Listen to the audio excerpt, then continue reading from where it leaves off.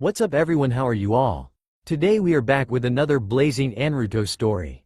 What if Naruto was banished and awakened the true power of his lineage? If you enjoy then please like, share and do comments. It was on a full moon night that an enormous creature attacked his home village. The roars of the creature, as well as the frightening screams of the villagers were heard. This creature was enormous. It was taller than the Hokage monument itself. The creature was a fox, but not any ordinary fox. It was a Biju, one of the feared tailed demons. But the most frightening thing of all were the number of tails that the creature possessed.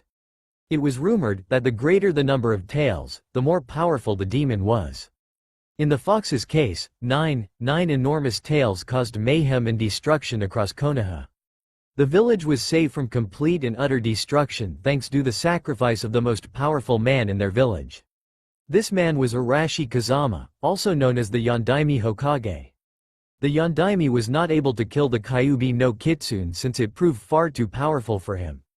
With the last bit of his chakra, he was able to summon the Shinigami itself by means of the Fuinjutsu Shiki Fujin and seal the Biju within the belly of an infant child, not any infant child, but his child. As a father, Arashi could not have asked anyone to give up their son or daughter for this ritual. With his last bit of strength he carried his son and entrusted the infant to the Sandaime. As his life started fading away, he named his son Naruto. He hoped that Konoha will see Naruto as a hero for carrying the burden of being a human vessel, a container for the nine-tailed demon fox. Sarutobi knew that he had to change Naruto's last name. The Kazama name was hated throughout Iwa, Kumo and many other places. By changing Naruto's last name from Kazama to Uzumaki, the Sandaime was able to protect Naruto from any outside hate, but unfortunately for the third, he was not able to fully protect the infant from the ignorance and hatred from the village. Contrary to Arashi's wishes, Naruto was not seen as the container, but as the demon itself. Just two people knew that Naruto was the son of the recently departed Yondaime. The first one was the third Hokage himself, and the second one was the Yondaime's sensei, Jiraiya. As far as Naruto's mother, she passed away while giving birth to the little boy. Time skip, 6 years later. It was the 6th year after the Kyuubi's defeat at the hands of the Yondaime. That day was also Naruto's birthday. If life has taught him something, it was that he should never be out of home at night, especially during his birthday, since that particular day was when he got the worst beatings. Yes, he was beaten before, but nothing more than 1 or 2 fractured bones. But that day, an angry mob of villagers and few shinobi attacked viciously the 6-year-old child. Apparently punches, kicks, stones and sticks were not enough to satiate the angry mob's thirst for vengeance against Naruto. That night, the shinobi that were among the mob used their knowledge in the ninja arts and weapons to attack him. He was neither a criminal nor a thief, not even a ninja, he was just an innocent child. The villagers' ignorance proved to be far too great. They saw the little child as the demon who took away the life of their precious Hokage. Despite all the laws that the Sandaime made to ensure Naruto's protection, there always were a few who managed to get across it and liberate all their hatred and fury against the child. The physical pain was not what hurt him the most, but the words of the villagers, their hatred and cold stares always created a deeper wound. He could not understand the reason why all these people referred to him with such hatred. Demon, fox brat, scum. You should have died 6 years ago, you demon. You should leave this place for good. You are neither loved nor wanted by anyone here. That day he was severely beaten, multiple fractures on his legs, arms and ribs. It was a miracle that he actually survived that brutal encounter. That was also the day when he, for the first time, heard a voice in his head that said, "I am sorry Uzumaki Naruto. I am truly sorry kid." After hearing that voice he became unconscious. At age 6, Uzumaki Naruto stayed at the hospital for over a month trying to recover from a brutal beating. Unfortunately for him, he was too young for the fox's healing ability to kick in. Back then, an innocent and naive Naruto thought that his only purpose in life was to be hated, so that everyone else will not have to experience and go through the pathetic excuse for life he had. After being discharged from the hospital he was on his way home but decided to take a walk to the park. There, he saw something beautiful into his eyes. He saw his first crush, his first love, but at the same time another of his countless sad moments in life. He saw a pink-haired little girl, who he assumed was about his same age. He approached her and talked to her. Wow, he thought, she was not only pretty but she was been nice to him. Naruto was happily talking to her very first friend whose name was Sakura. But all of a sudden, he found himself getting knocked down by something, rather someone. Before losing consciousness, he saw an adult pink-haired woman starting at him with disgust while scolding and forbidding her little daughter been anywhere near him. Since that day, he walked to the park hoping to see his friend. Even just a mere glimpse of her will help him go on with his day. Sometimes he was lucky and saw her for a couple of minutes, keeping his distance of course, because he was afraid of getting knocked out again. Another happy moment of his life was when he met old man Sarutobi, the Sandaime Hokage, or Ojii-san, as he called him. Oji-san was nice to the young boy as he will always have some time for him, and sometimes he was treated to some ramen by the man he saw like a grandfather. He was the first, grown-up, who showed him some sort of affection. Time skipped 3 years later. Then he entered the ninja academy, and met Nara Shikamaru and Choji Akamichi, who became his friends. He was really bad with his techniques.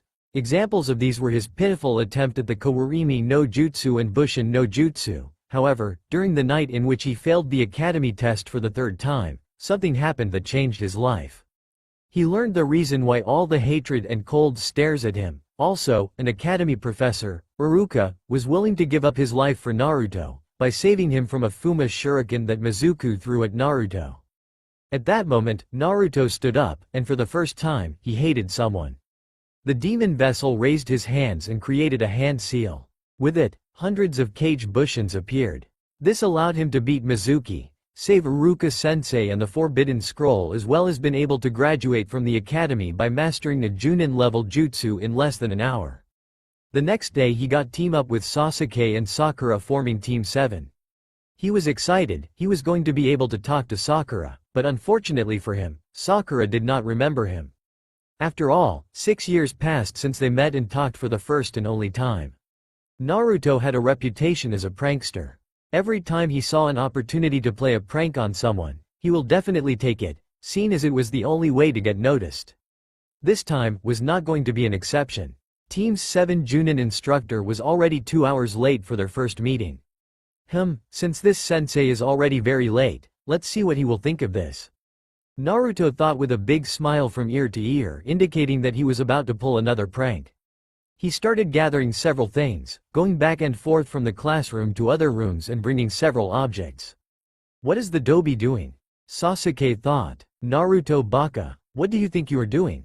Don't tell me that you are thinking about another of your stupid pranks. This one will not work. You are going against a Junin and we are barely genin, a pink-haired girl said. Don't worry Sakura-chan, he will not know what hit him. Normally no one will figure out what a gas bomb, a paint bomb as well as some strings and matches had in common, but come on, we are talking about the best prankster around. Surely Naruto had something on his mind. He set everything up in a way that whenever someone tried to open the door, the smoke bomb will explode engulfing the unfortunate person. Then the victim will try to enter the room, and once he turned the knob and entered, he was to be received by a paint bomb on the face. This one never fails, Naruto said proudly. Both Sakura and Sasuke were dying to see whether or not their Junin teacher was to fall for such a prank, but of course, neither one of them wanted to admit it since they wanted to keep their cool. All of a sudden someone reaches the door, turns the knob and the first bomb sets off.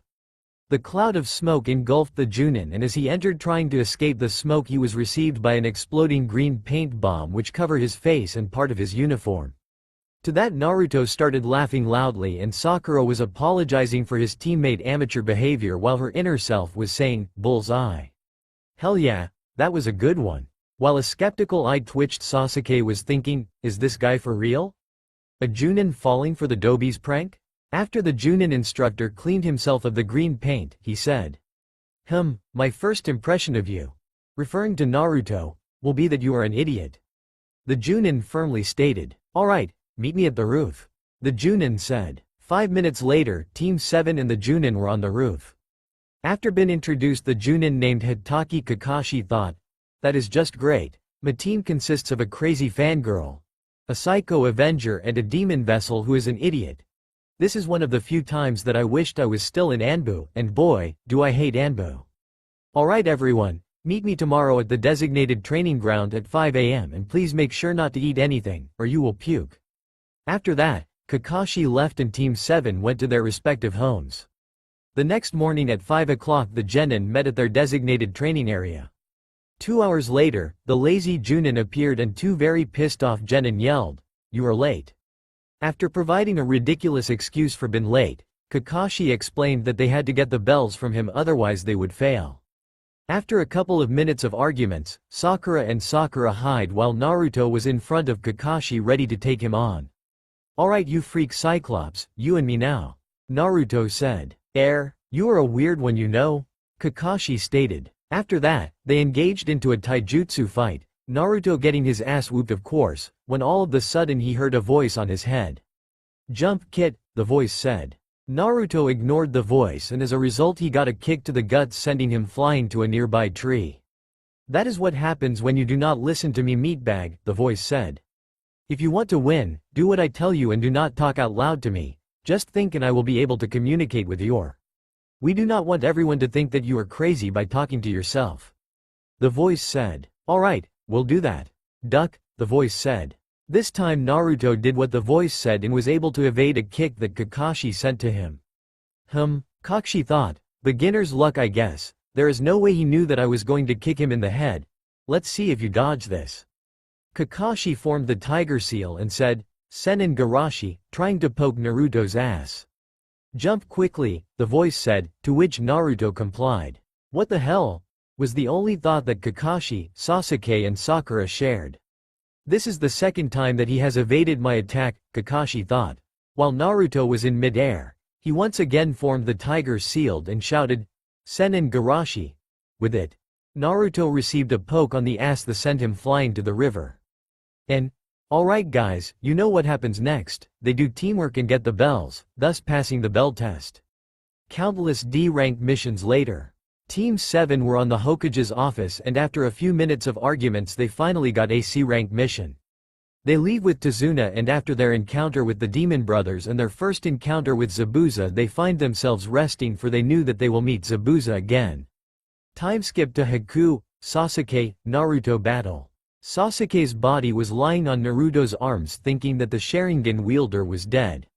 Naruto's fury escalated until he lost control, tapping for the first time into Kyuubi's chakra.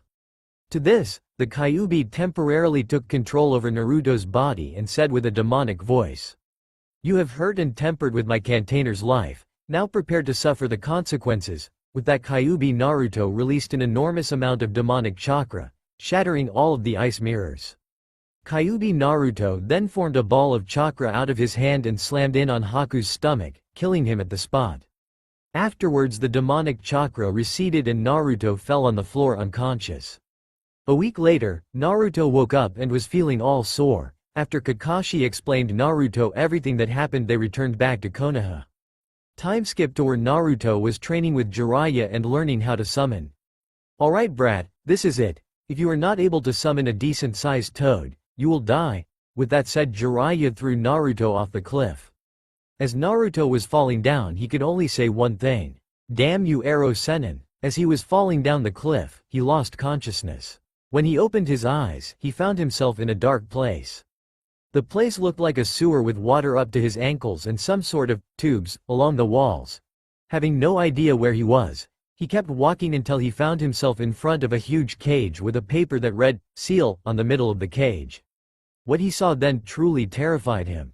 He saw it. Gathering courage from Kami knows where, he looked at the fox and said, "So it is because of you that my whole life I have been hated."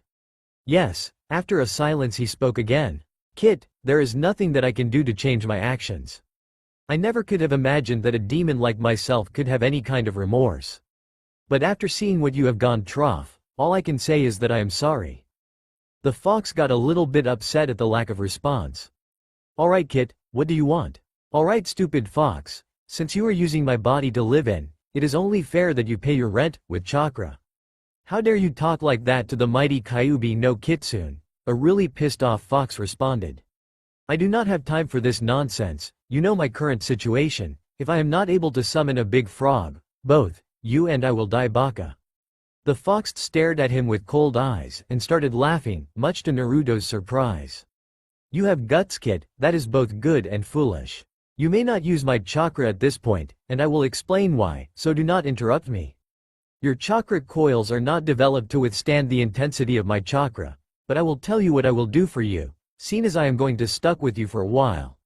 I will increase the rate in which your chakra coils mature, that I will accomplish in a couple of hours. However, since you will be using my chakra in the future, I will have to slightly modify your coils so they can properly withstand my chakra. What are you talking about, for ball? I have already used your chakra before in the land of wave. Naruto replied loudly. You fool, you used my chakra, it is true, but your chakra coils got damaged in the process. That is why I said that I had to modify your coils so they could stand the pressure of my chakra, an irritated fox responded. What? Then what am I supposed to do, and how come I am not dead yet? We have been talking for a while, you know, and if memory serves right, I was about to become a stain on the bottom of a cliff. And a painful stain, may I add. The fox's sweet dropped. What? You haven't noticed? Notice what? I cannot believe I am stuck with this idiot, Kyuubi thought. Listen, kid, in this place I control time. A second in the real world can be a minute, an hour, or a week's here. Do you get my point? Wait, don't answer that. As I was saying, since your chakra coils cannot withstand my chakra, you may not use it yet. However, there is something else that I can do. And that is to increase your chakra capacity.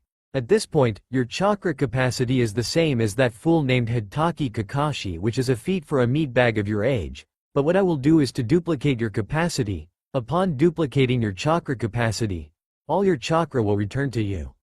Alright, Fox, I have a couple of questions. Not now, and you may not tell this to anyone or I will no longer help you. You got that, kid? I guess, no need to be so bitchy about it. Don't press your luck with me, kid. My patience has a limit, and you are wearing it thin. I need to get some rest now, leave. With that, Naruto returned to the real world and was able to gather the necessary chakra to summon Gamabunta. The day in which the Sandaime died due to his fight against the Hibiteme was a sad day indeed for everyone, especially for the 12-year-old Naruto. His Ojii-san was gone. The day of the funeral, it rained really hard, as if the sky was crying. A new Hokage was needed.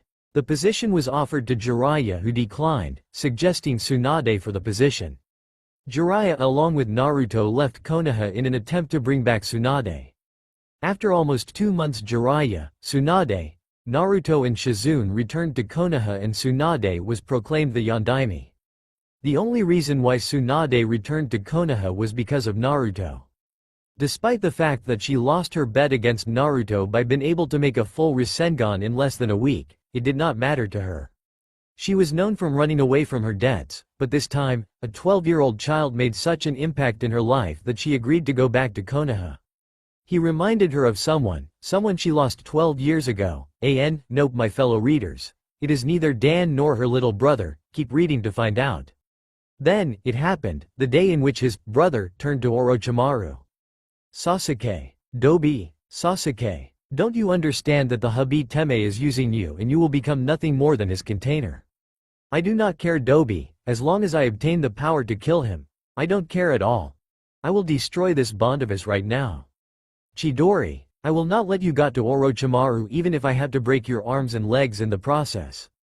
Rasengan. That day, his brother, his friend, betrayed him and his village. By that time, Kyuubi had already fixed and accelerated the growth rate in the modifications to Naruto's chakra coils, as he was able to use his one-tailed transformation without any problems. After the failed attempt at rescuing Sasuke, the retrieval team came back to Konoha. 3 of them were in pretty bad shape. For starters, there was Choji, who was suffering the side effects of the Akamichi food pills. Then there was Neji with 1 severe wound. And lastly there was Naruto, whose healing ability was not working since he used a lot of Kyuubi's chakra with his fight against Sasuke. After a week at the hospital he was released. He was happy that his friends came to visit him, including Ero Sennin and Ba-chan, as well as Ayame and her father. Though, he was a little depressed because the person that mattered to him the most never visited him. A cherry blossom did not visit him, not even once. After being released from the hospital, the first thing he did, even before going to Ichiruka's place, was to look for the pink-haired Kunoichi. He saw her in the bridge along with the rest of the Rookie 9, as well as Lee, Ten and Neji. Wearing again his mask, he approached her with a foxy grin and said, "Sakura ch." He could not finish addressing her when he felt a strong slap to his face. Everyone was surprised at Sakura's reaction, and then Kiba spoke. "Sakura, what the hell was that for? Why did you just slap Naruto? Stay out of this, dog breath. This is between the Dobi and me." Everyone was speechless when they heard Sakura calling Naruto a Dobi. "Sakura-chan, I am sorry. I am sorry that I could not keep my promise and bring Sasuke back for you. I promise that I." Naruto did not even finish speaking when he got slapped yet again by Sakura, to everyone's surprise. "No, Naruto, I am sorry. I am sorry that I even thought that a dead last like you could bring Sasuke-kun back to me. I was so stupid. I am pretty sure that you did not make any effort to bring him back to me thinking that I will finally go out with you on a date, but you are mistaken, Dobi. Mark my words, Naruto Uzumaki. I hate you." "Hey Sakura, normally I wouldn't say anything since it is too troublesome, but Naruto was in fact the one who fought the most powerful sound nen as well as Sasuke. He never stopped for a second trying to bring back the Uchiha," Shikamaru said.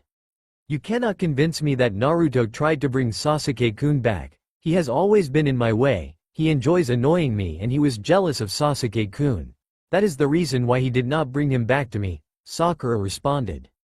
"Sakura-chan, I swear I did everything that I could to bring him back, but I couldn't. But I promise you." Naruto got interrupted again with the third slap from Sakura. "Keep your promises to yourself. I wish it was you the one who left and not Sasuke-kun." With that she left, leaving everyone else on the bridge. Everyone was speechless, but for Naruto this was one of the worst days of his life. At that point his heart shattered into a million pieces and his mask, the mask that he used for 12 years, was starting to crack, and finally broke down in front of his friends. For the first time in many years, Naruto cried. Everyone was surprised to see the real Naruto cry. Hinata then slowly approached Naruto and said, Naruto-kun, I am sure that Sakura did not mean that." Naruto dried and closed his eyes while his head was down and said, "No Hinata, I actually thought that she was my friend. I guess I was wrong, at least this day cannot get any worse." Unaware Naruto was, that destiny had another hand against him. What he experienced next completely destroyed his dreams. An Anbu appeared next to him and said venomously, "Scum, you are requested at the Hokage Tower. The council demands an explanation for your failure."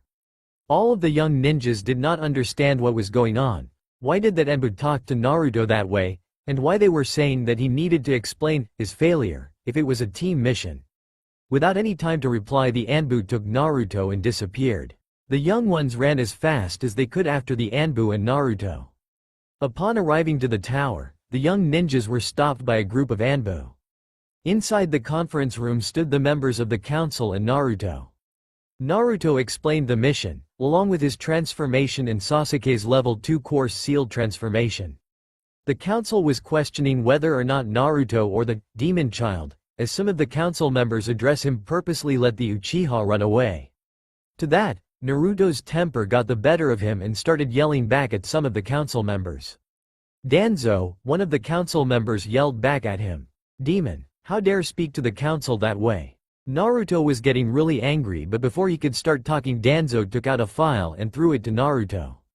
Then he yelled, "That demon is an exile order, effective immediately. We are sure that at any moment you will release the Kyuubi upon us." After much deliberation, the council, along with both the Hokage and Jiraiya, agrees that is for the best of the village for you to leave.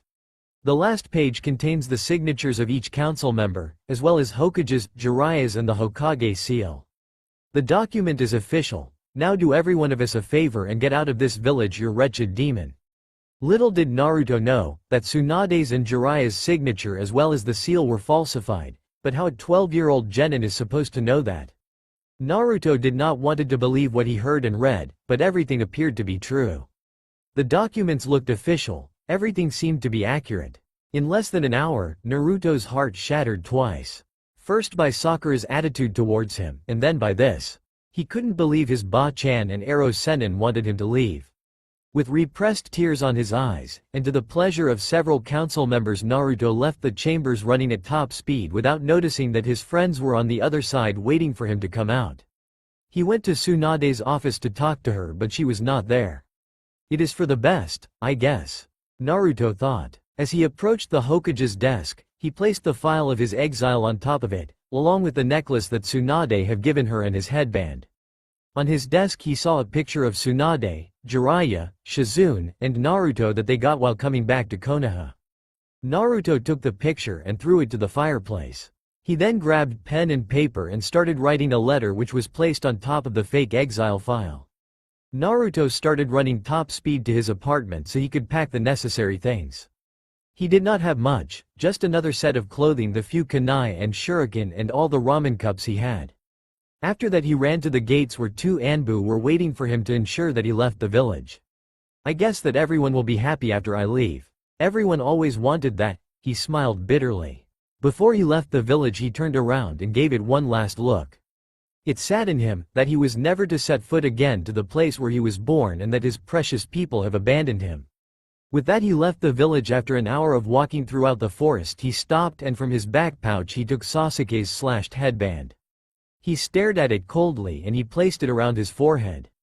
Despite the fact that he was not a missing nin, he decided to wear it, just as a symbol that once he belonged to the village hidden in the leaves, and that he no longer holds any allegiance to Konoha. At that he started running top speed using chakra to further increase it. Kyuubi out of curiosity started reviewing Naruto's memories and saw everything that happened to him in the last couple of hours. To say that the fox was pissed was an understatement. The fox was beyond pissed. He tried to contact him multiple times but Naruto cut the link since he did not want to be bothered by anyone. Kyuubi was concerned about him, not because he cared much about Naruto but because of preoccupation that he will do something foolish. He knew that if he did something stupid, he will also end up paying the price, since what physically happened to his vessel, it will also be reflected unto him. After another hour of top speed running, Naruto stopped. He did several hand seals and said, "Kachiyose no jutsu." A huge poof of smoke appeared and after it got dissipated the toad boss Gamabunta appeared. "Hey Gaki, why have you summoned me if you are not in danger or in the middle of a fight?" Naruto was silent and looked at Gamabunta.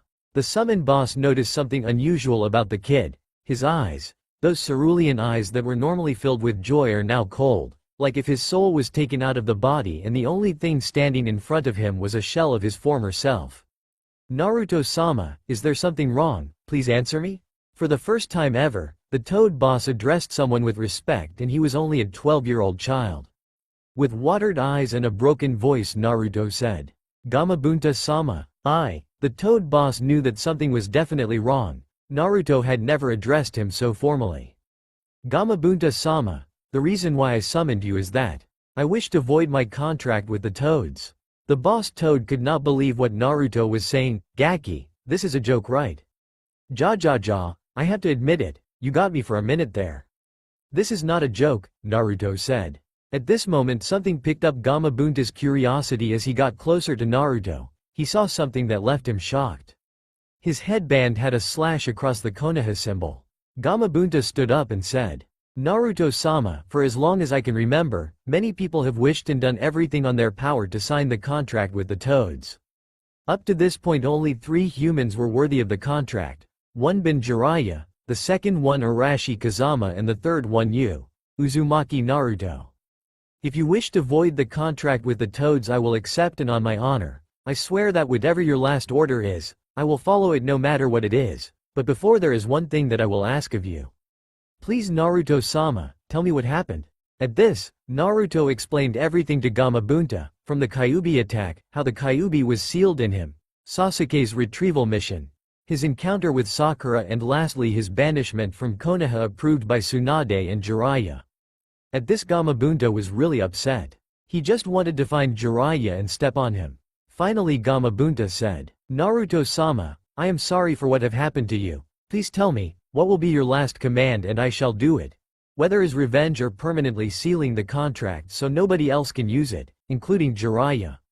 Whatever your last command it is, I shall do it." "Gamabunta-sama, my last command is Chidori. 1,000 birds. Kachiyose no jutsu. Summoning jutsu. Rasengan. Spiral sphere. Gamabunta-sama, my last command is that you continue to serve Jiraiya." Very well, Naruto-sama, it shall be done then.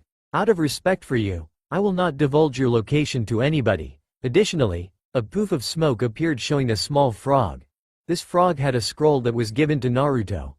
That scroll is for you to keep. If by any chance you happen to change your mind and want to re-obtain the ability to summon me in any toad, just sign it as you signed your very first contract. Arigato, Gamabunta-sama. Farewell, Lord Uzumaki. And with that, a poof of smoke took place and the toad boss disappeared. With that, Naruto kept running to an unknown location. A very stressed out Tsunade was on top of the Hokage monument drinking some sake. Part of her stress was all the paperwork that she had. Oh, that damn paperwork that she hated so much. After a while she said, "Come out, pervert, I know you have been there for a while now. You do know me very well, Tsunade-hime." Jiraiya chuckled and started walking towards her. He sat down next to her and saw her tense. "Tsunade-hime, please turn around so your back is facing me," Jiraiya said. "What did you just say, you pervert?" "Trust me on this one, it is true that I am a perverted man, but you should also know that I have never been a pervert with you." "Hime." To this Tsunade slightly blush, whether was due to the sake or Jiraiya's comment, she still blushed and he slightly smiled. Tsunade turned herself around as requested by Jiraiya. "Okay Jiraiya, just don't do anything perverted or you will be in a lot of pain and I am dead serious," Tsunade replied. Jiraiya placed his hands on his shoulders and starting massaging them to somewhat release the stress and tension that the slug princess was going through. After a while, it seemed that Tsunade was feeling better and she starting relaxing. "Tsunade," the frog hermit spoke. "Do you think that there was ever a possibility that you have loved me?" Tsunade was shocked to the question and asked, "Where are you trying to say, Jiraiya?" "I will ask you my question again, Tsunade-hime. Do you think that I ever had a chance of been with you? I am talking about a family and children. I know that it is too late for that, but you know very well that I have always been in love with you, and it is something that I need to know. If the circumstances were different, could you have ever loved me?" Turning around, Tsunade stared at Jiraiya with watery eyes and said with a broken voice, "Jiraiya, there is something that you need to know. I will ask you to listen and please, do not interrupt me. At the end you may ask me any questions and if you hate me, I will understand." Tsunade had her chin looking down. She could not look at Jiraiya straight to the eyes, for she was about to confess him something she had kept a secret for over 40 years. "Jiraiya, do you remember back when we were 15 years old and that you did something that upset Sarutobi-sensei very much?" To this, Jiraiya nodded. "That day you came to me crying and you begged to make you a man before you got killed by sensei, remember?" "Yes, I remember, Hime, it was my first time, and yours too." To that Tsunade slightly smiled and continued, "Do you remember what happened next?" "Yes, Hime, after a month you disappeared, but why do you ask me that?" "Tell me, Jiraiya, for how long was I gone?" "Almost 8 months. Then it hit Jiraiya like a ton of bricks. "Hime, are you saying that you were pregnant with our child?" "Yes," was the only thing that Tsunade could say. With tears of joy Jiraiya asked, "Hime, where is he, or is a she?" "Jiraiya, you probably will hate me for this, but I have not seen him for 43 years, and yes, it was a boy." "What do you mean, Hime? What do you mean it was a boy?" "Jiraiya, I was too young to take care of a child. At that moment my priority was Bina Kunoichi, a foolish mistake, and I gave him for adoption." "I understand, Hime, but please tell me, where is he? I wish to see him. Have you talked to him? How is he?" "Jiraiya," Tsunade's voice was breaking down even more. He died 12 years ago, and yes, you knew him. It was 10 years ago that I found out through several documents and records who he was. He was your student, Arashi Kazama, the Yondaime Hokage." Jiraiya was shocked to this revelation. He could not believe what he was hearing. "Jiraiya, the only reason why I chose to become Hokage was not because of the bet with Naruto, but for the fact that he reminded me so much of Arashi. I foolishly thought that perhaps been near Naruto I could have known what it was to be a mother." With that said, Jiraiya broke down and started crying. Then she was crying as well. To her surprise, Jiraiya embraced her in a hug and said, "Tsunade, I could never hate you, for I love you with all my heart and soul, and you will have been a wonderful mother, for without realizing it, you received a blood call." "Jiraiya, what are you talking about?" "Tsunade, what I am about to tell you is only known by our sensei and myself. Our son, Arashi, procreated in secret, and that child is none other than Naruto. Tsunade was in disbelief. When Tsunade found out that Arashi was her son and that he had died, she went into a severe depression. But the fact that Arashi had a son, and the fact that it was Naruto gave her life a complete new meaning. Are you telling me that Naruto is our grandson? All those times that he called me Granny Tsunade and Oba-chan, it was really true. Yes, Haim, he is our grandson. With that said, Tsunade broke the hug and stared at the white-haired Sannin. Jiraiya, we might not have our son with us anymore, but we still have a part of him with us. We still have Naruto, and if you are willing to try, I will love to try to form a family. The three of us. Jiraiya could not believe what he was hearing, his dream, having a family with his Tsunade Haim. Everything that he ever wanted was finally taking place. Tsunade closed her distance with Jiraiya's. Both their faces got closer and closer until they were inches away from each other, an inch, a few centimeters, until their lips met on a soft kiss. The kiss was prolonged for several minutes until they broke apart. Where is our grandson right now, Haim? He should still be at the hospital. Both Neji and Choji were discharged yesterday, but I gave orders that Naruto was to stay in the hospital until next week.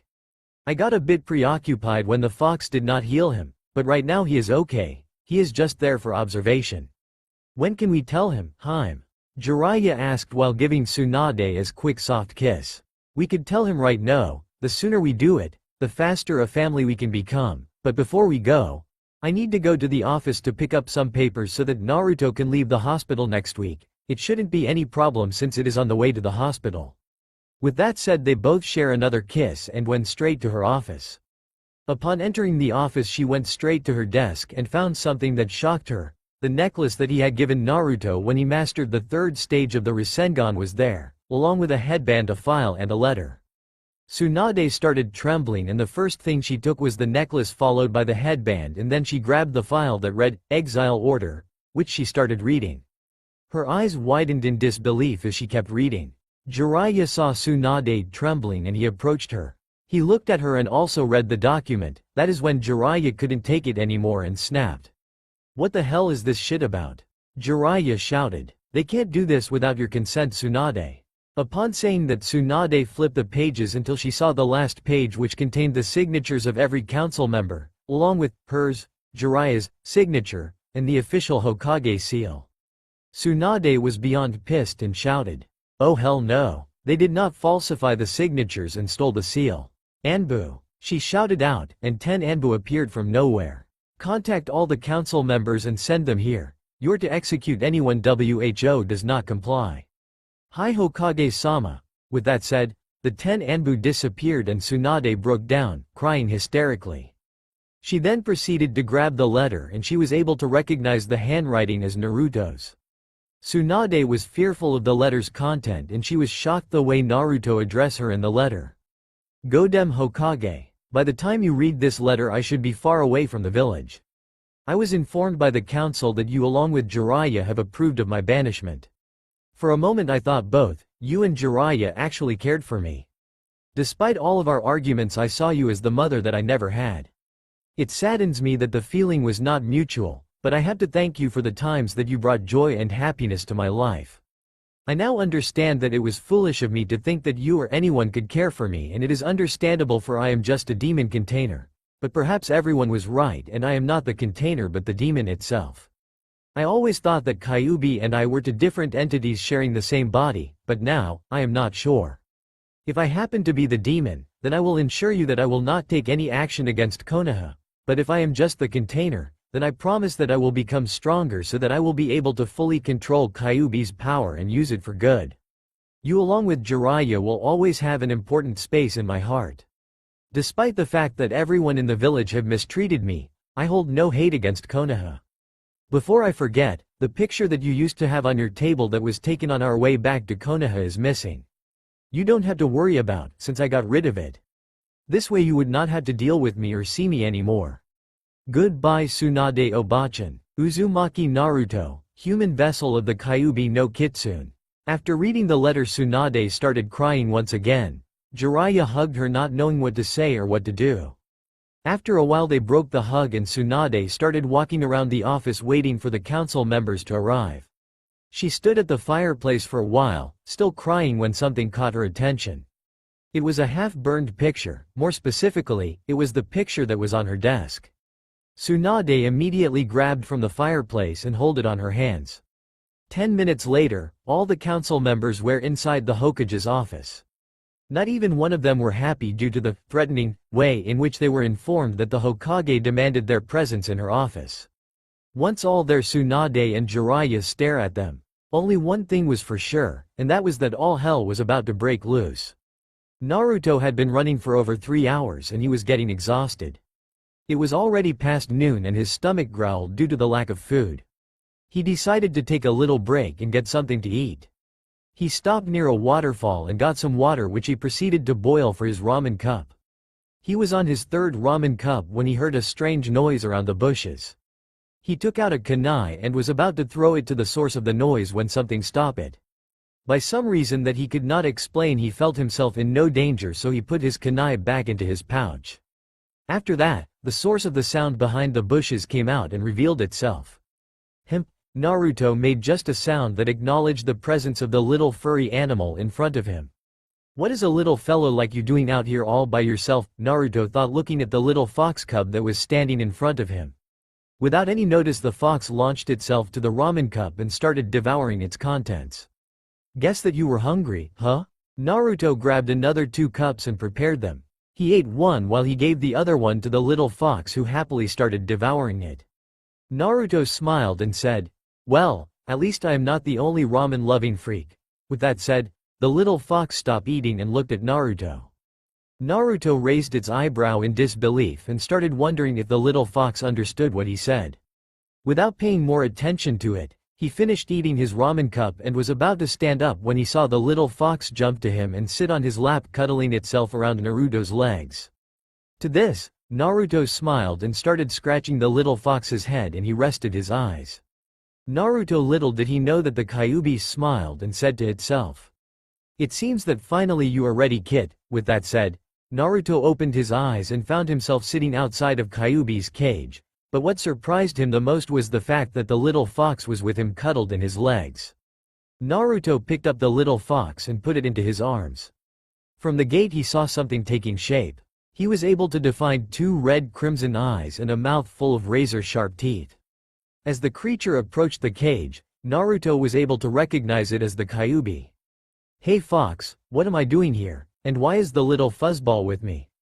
"The kid has accepted you, meatbag, therefore you are to travel with her. She will prove a very valuable companion and ally," Kyuubi said. "So the little fox is a girl?" "Yes, is there a problem with that, meatbag?" No, I do not see a problem," Naruto answered nervously. "Since you cannot depend on anyone else, I will have to give you a number of things if you and I are to survive, but first, I need to look at your chakra coils one last time. I just want to make sure that everything is okay. Your battle against the Sharingan wielder was most interesting." To that comment, Naruto saddened as he remembered that he was not able to bring him back. With that said, Kyuubi let some of its chakra out of the cage and it surrounded Naruto. As the chakra was running throughout Naruto's body, Kyuubi noticed something strange. This should not be here, Kyuubi thought. After further analysis, the fox got alarmed and said to itself, "This can't be. How could I have not noticed this before? It seems that my vessel is full of surprises. Konoha was a fool to banish him. If they knew what I have just seen." With that, Kyuubi's chakra left Naruto's body. Then they started at each other until the demon fox broke the silence and said, "Alright kid, it appears that your body is in a very good shape. I could not notice any damage to your chakra coils and your chakra regulatory system is okay. Your chakra capacity is currently 4 times as that of that non-Uchiha Sharingan wielder. Yusu. So that means I am more powerful than Kakashi-sensei?" An extremely happy Naruto asked. "No, idiot, you are nowhere near his strength, but your chakra capacity is 4 times greater than his, but that does not mean that you cannot be stronger than him. I am just going to get straight to the point. Apparently the little kid seems to like you, and that is surprising coming from this particular kid." "And why is that, fox?" "Simple, meatbag, the kid's parents were murdered by your kind not long ago. It surprised me that the kid approached you. After all, the kid saw how her parents were killed." "And how you know that, fox?" I cannot believe that this meatbag is so stupid. The fox thought, listen human. I am the Kyuubi no Kitsune, as in the Fox Lord. I know everything that happens to the foxes. I will now explain the reason why I summoned you here. With that said, out of nowhere a scroll appeared in front of Naruto. Hey Kyuubi, this looks like a summoning scroll but it is sealed. That is because it should be. No one has ever signed the contract with the foxes. You are the very first mortal to have the privilege and honor to do this. And why no one else has signed the fox contract? Glad you asked the reason, Kit. And it is quite simple. In order to summon a fox there is an additional seal that you must perform.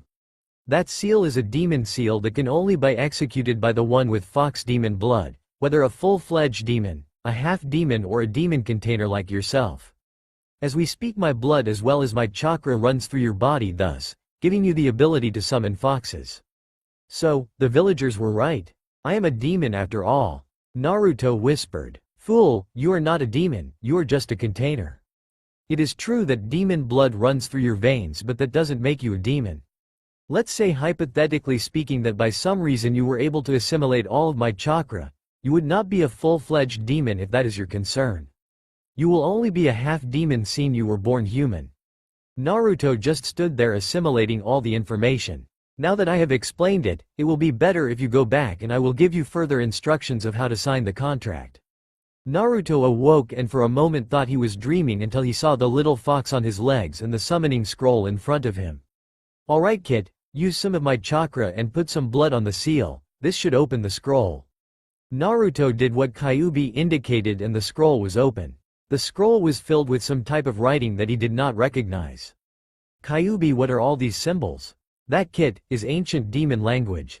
Only a few are able to read this, and I am not surprised that you cannot understand them. Kyuubi, what is it, meatbag? Do not freak out on me, but I do understand this writing.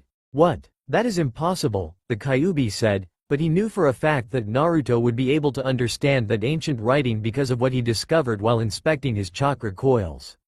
Anyway, since you are able to read the ancient writing, this will be much easier. You will need to recite the ritual that is written on the scroll and you will sign your name the same way that you did with the Toad contract. With that been said, Naruto followed Kyuubi's instructions. Upon signing his name on blood, his name started glowing and after a couple of minutes the glow faded. Naruto closed the scroll and with a puff of smoke, it disappeared. Okay Fox, I have done what you asked me, now what? Now the hand seals that you will use are the same, but the only difference is that the first and last hand seal will be Oni, the 13th hand seal, which is only to be used by those who have demon blood. Anyone else who tries and use it will receive a nasty surprise. Kyuubi laughed, and before you ask me what does the Oni hand seal looks like, just close your eyes and you will see the way your hands must be positioned. What do you mean with they will receive a nasty surprise? Let's just say that something will happen to their chakra, more specifically, their chakra capacity will be cut proportional to the amount of chakra they used to perform the seal. You really are an idiot, meatbag.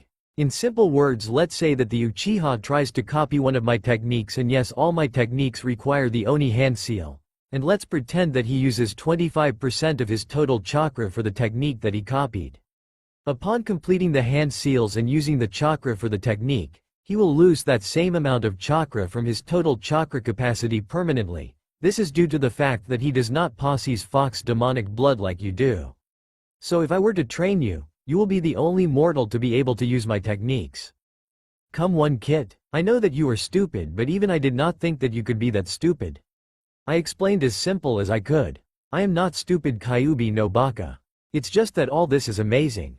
I will pretend that you did not insulted me. Now do the hand seals and use a small amount of chakra. Now, this is no regular summon, as you already know. This is a Kachiyose Kitsune no Jutsu. Now Kit, give it a try. Alright, here goes nothing. Kachiyose Kitsune no Jutsu. With that a poof of smoke appeared revealing two creatures. The creatures that appeared in front of Naruto were two ordinary foxes. To the summoner's surprise, the little fox jumped from his arms and ran towards the recently summoned foxes. Kyuubi? Interesting, meatbag. Out of all the foxes, you summoned those two. What is so special about them? They just look like ordinary foxes. Kit, to quote your former sensei, look underneath the underneath, look carefully at the interaction between the two adult foxes and the small one. The little one seems happy, it looks like they know each other. Wait, are you telling me that the foxes I summoned are the kit's dead parents? The demon fox laughed. Well kit, it seems that you are not so stupid after all, and before you ask how is that possible I will explain. In this world there are several animals that you can make summoning contracts with, such as slugs, dogs, birds, just to mention a few. These creatures live in a parallel dimension per se. Some of these creatures chose to live in this realm, and when they die in your world, they return to where originally they are from. I am an example of them. So, can the little fox go back with their parents? I am afraid that is not possible. The little one is still alive. Once she dies, she will be able to go back with them. That doesn't mean though that the three of them can't spend time together, as long as you have sufficient chakra to maintain the summoning. Unlike other animals, as foxes require a constant amount of chakra released by the summoner to remain in this realm. The more powerful the fox you summon, the more chakra you will need to keep the creature summoned in your world. Hey fox, you are getting soft. The fox got a little bit upset. What do you mean that I am getting soft, you insolent meatbag? I am the mighty Kyuubi no Kitsune. Whatever foxy. Such insolense. So as long as I have the chakra to keep summon up, the three of them can be together, correct? Yes. Ha, I knew it. You may look like a bit bad fox, but you are nothing but a softie. Otherwise, why would you have told me that the three of them could be together as long as I had the necessary chakra? Gotcha foxy. Kyuubi's sweet dropped, knowing that Naruto was right and his argument was valid. Damn you meatbag, then inside you is starting to take its toll on me, the Kyuubi thought to itself. Naruto looked at the three foxes and he couldn't but feel a little bit jealous. He had always wondered how would it feel to be loved and have a family. Damn, what am I thinking? I should be happy for the little one, Naruto thought to himself. After a while Kyuubi said, Brad, unsummon them and use more chakra this time. Try to use half of your total capacity. Nope. What? I said nope, I just want the three of them to be able to be together. Kyuubi just wanted to kill Naruto for defying it. Alright meatbag, I guess there is a way around so that the kid can be with their family. GGGG, I knew you will see it my way. Q-chan, insolent meatbag, how dare you address me with such familiarity, and what makes you think that I am a female? I didn't know, I just guessed. Wait, are you telling me that the mighty Kyuubi is a girl? Wow, I have seen a lot of weird things in my life, but this one takes the cake. Kyuubi only growled. Wow, so you are a girl? Okay Q-bachan, how are we going to help our little friend? A vein popped on Kyuubi's head but ignored him. She was too tired to argue with the meatbag, as Kyuubi called him when she was upset at him. Alright kit, she did not finish when once again she was interrupted by Naruto. Ha, I knew that you were a softie, what happened to the meatbag insult? Now Kyuubi was getting really pissed due to Naruto's immature behavior. Alright meatbag no baka. Open your mouth once again and you will regret it. Listen Brad, remember one thing, payback is a bitch, especially coming from me. Now that I have your attention, there is a way for the kid to stay with their family, but there will be two problems. The first problem is that since she is not death, her presence in the other realm will create instability. In order to fix that problem you have two options. One will be to constantly pumping chakra to a seal that I will have to put on you, which I do not recommend because your chakra signature will always be active and you will never be able to suppress it. Or, you will have to use twice the chakra per summon, but then again, you might have to do both, pay the double cost and keep pumping chakra. The second problem is that she will not be able to permanently stay in the other realm. The reasons I will not explain, but you will have to trust me on this one. The best I could do is help her stay with their parents no more than 12 hours per day. So tell me meatbag, what will you do? Naruto thought for a while and responded. Alright Q-chan, I don't have a problem with your options. I definitely do not want the seal option since it will not help me when I try to hide or be stealthy. I just hope that I only will have to pay the double chakra cost per summon, and I do not think that the little fox will mind spending some time with me. You are a noble one kid. You have earned my admiration? You are worthy of my training. I was going to train you anyway, seeing how there are so many people after you, Kyuubi thought to herself, but of course she wanted to make sure that Naruto will be worthy of her teachings. Listen well meatbag, when I am done with you, you will become a force to be reckoned with. I will make the necessary arrangements so that the little one can go back with her parents. In the meanwhile, you will keep training your summoning skills. Now I will need you to dispel the other foxes so you can continue with your training. Also, whenever you are with the little one, you are to train her, for she will become your standard summon fox. I understand, Kyuubi, and thank you. Naruto looked at the three foxes and he approached them. The little fox seemed so happy to have been reunited with her family, then with a poof of smoke the two summoned foxes disappear. At that, it seemed as the little fox got sad since she was not able to be with her parents anymore. Naruto grabbed the little fox and carried her to his arm. The little fox then immediately jumped from Naruto's arms and went straight to Naruto's backpack as if she was looking for something. He was surprised when she saw grabbing one of the ramen cups and giving it to him. He, it seems that I was right, you are a ramen eater freak, just like myself. To that the little fox growled as if she did not approve of his comment.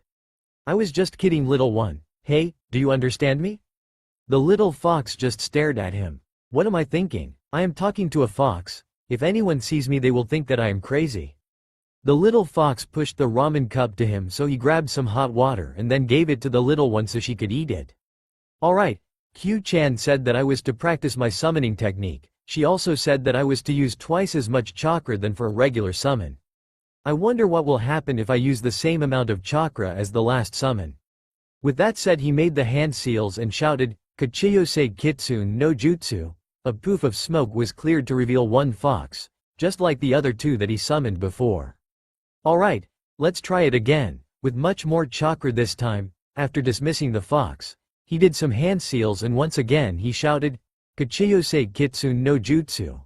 After the smoke was cleared, a two-tailed fox appeared.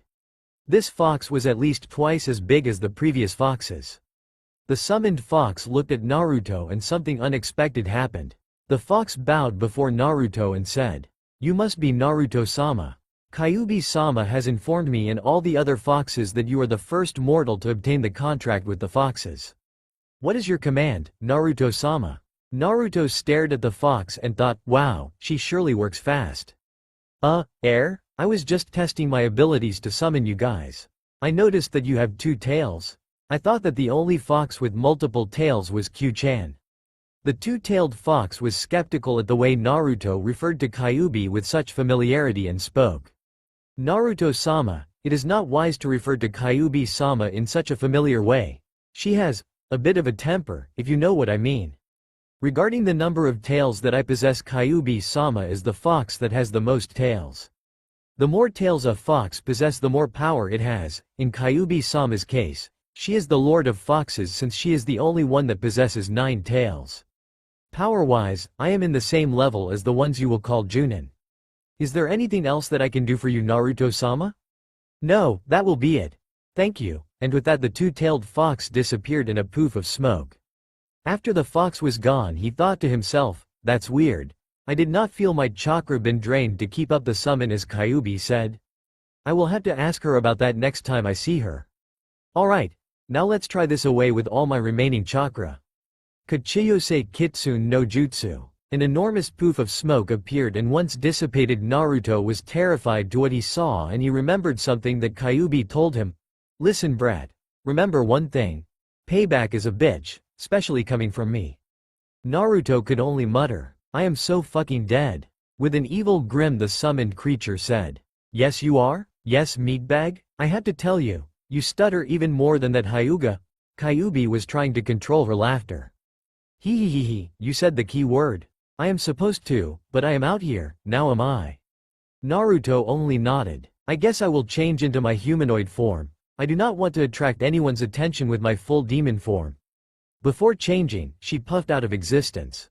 Naruto could only be skeptical because for a minute Kyuubi was there and then, she disappeared. Naruto's mindscape. Hey Kyuubi, what happened?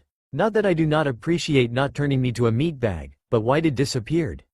Well Kit, it seems that you ran out of chakra to keep the summon. That is the reason why I am not out there anymore. But it was nice been out there, been able to stretch my legs.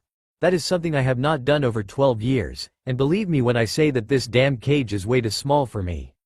Now that you mention running out of chakra, I noticed something when I was practicing my summoning skills.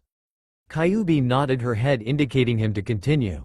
You said that while doing the summoning I will be releasing chakra constantly in order to keep the summon, but when I summoned a two-tailed fox I did not feel my chakra been drained at all, yet, when I summoned you, you were only out there for a couple of seconds until you disappeared. Well Kit, I am not surprised, Kyuubi responded.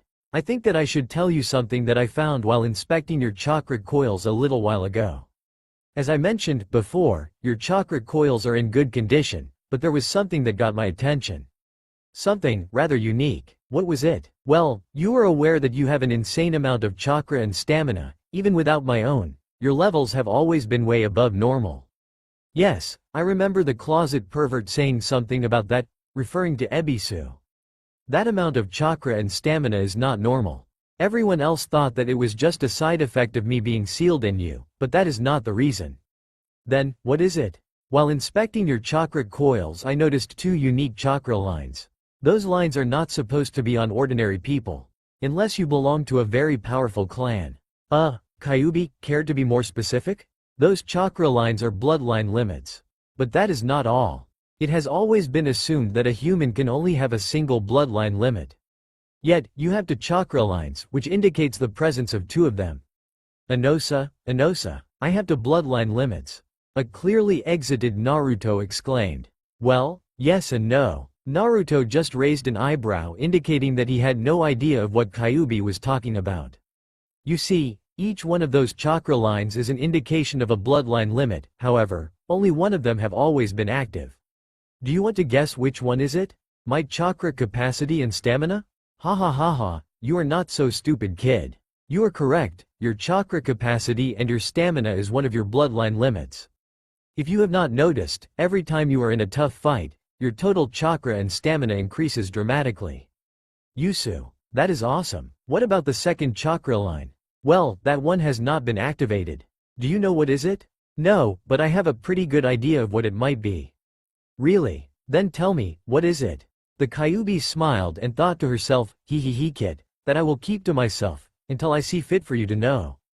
Well Kid, that one is for me to know and for you to not know. A big grin in Kyuubi's face was seen. Naruto was pissed, but he knew when not to piss the fox off. The only thing that was heard was a mumbling of foxes, and how they were stupid. I heard that you meatbag. Well meatbag, as I just told you, you have an activated and a deactivated bloodline limit within you which is unique. You are the first mortal ever with them. But that is not what got my attention. Are you saying that there is more? That is right. A bloodline chakra line runs independently from your chakra system, but both of your lines were intertwined. I am not sure of the meaning either, but I have a couple of theories. The first one is that your chakra, stamina bloodline is dominant over the other one, therefore, your second bloodline will remain dormant. The second possibility is that you are yet to tap to your second bloodline. The third one is that perhaps that the reason why your second bloodline is deactivated is because it is merging with your first bloodline. And the fourth one, which you will be lucky if it happens, is that your second bloodline will be activated soon since you are reaching puberty. After that happens, both of your bloodlines will combine forming a new bloodline. Remember one thing though, these are just hypotheses of what may happen. That is amazing Fox, but still that does not answer my first question. Why is it that my chakra was not fading away when I summoned the two-tailed fox? Well, before I answer that question, there is something that I need to check on first. If my assumption is correct, it will have to deal with your second bloodline limit. Just give me a few moments to find out. After that Kyuubi's chakra surrounded Naruto. After a couple of minutes the chakra receded. He surely is a lucky one. Kyuubi thought. Alright kid, it seems I was right. It is not in my knowledge why, but by summoning the two-tailed fox, your second bloodline activated. I am almost positive of what the bloodline might be, but there is a small chance that is not what I think. Before I explain you, I will need for you to go to a small village near from here and obtain sheets of elemental paper. These will give me the answers that I seek. You are to acquire elemental papers for fire, water, wind, earth and thunder. Once you obtain them, contact me. And tell them I will rest, and while you are at it, make sure to get another type of clothing. You are an easy target wearing that color. Alright Kyuubi, but before I leave, why are you helping me? Simple kid. You are of no use to me if you are weak. You are still the target of Akatsuki, and if we are to survive, you must be strong.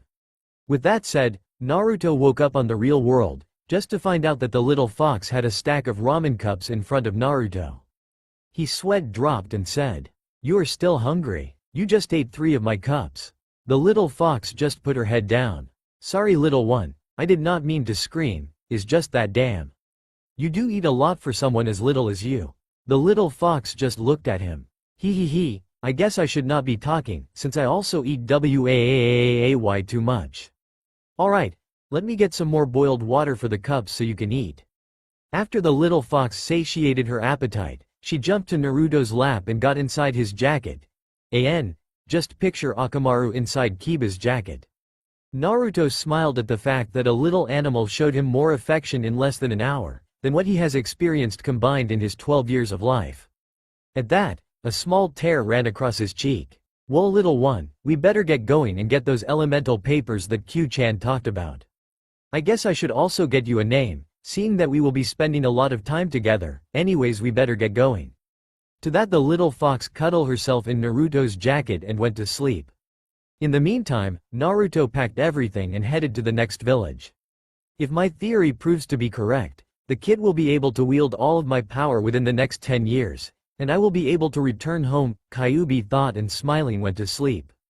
It was about 4 p.m. when Naruto arrived to a small nearby village. The little fox awoke, smiled and jumped off Naruto's jacket as a smell got her attention. Naruto ran after the little fox and was able to catch her before she jumped to a food stand. "Gotcha little one." Naruto's sweat dropped when he realized that he was in front of a food stand, meaning that the little fox was still hungry. "I can't believe you ate 10 of my ramen cups and you are still hungry?" The little fox smiled while everyone else in the food stand stared at Naruto in disbelief that such a little fox could have eaten such a quantity. The little fox jumped from Naruto's hand and landed into the counter grabbing and eating the food. A crowd of really pissed off costumers wanted to kill the little fox since she ate all of their food in a couple of seconds. "Aw shit, we better run," Naruto thought. He grabbed the little fox from her fur and started running like crazy, been closely followed by a mob of hungry and angry costumers. After a couple of minutes, they were able to lose the angry mob. Naruto placed the little fox on the floor and said, "Well little one, you are definitely a mischievous one. Wait, that is it. I will call you Mischief."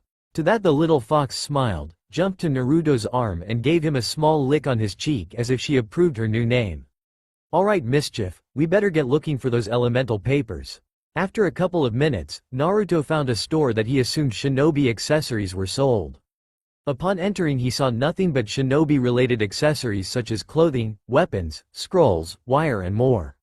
First he went to the clothing section because he remembered that the Kyuubi told him to get some other color clothing, because he had to admit it. That orange jumpsuit of his was literally yelling to the enemy, "I am over here. Kill me." He got 3 pairs of shinobi-type pants, making sure that there were not bright colors. As well as several shirts, a couple of trench coats, a bigger bag, as well as several scrolls. He knew how to seal items into scrolls. Arrow Sennin showed him how to do it. He also got some more shuriken and kunais, as well as a couple of exploding tags. He approached the counter and asked the person in charge of the store, "Excuse me sir, where can I get some elemental paper?" The old man who was in charge of the store went to a back room and returned with 5 small boxes of papers. The old man said, "Young man, here are the 5 elemental papers. Do you know how do they work?" "Not really, a friend of mine asked me for them." "So they are for your friend?" "Not really, she told me that she needed to test me out on something." I am guessing that she wants to find out your elemental affinity. Since you are getting so many items, I will let you have the elemental papers for free, but on one condition."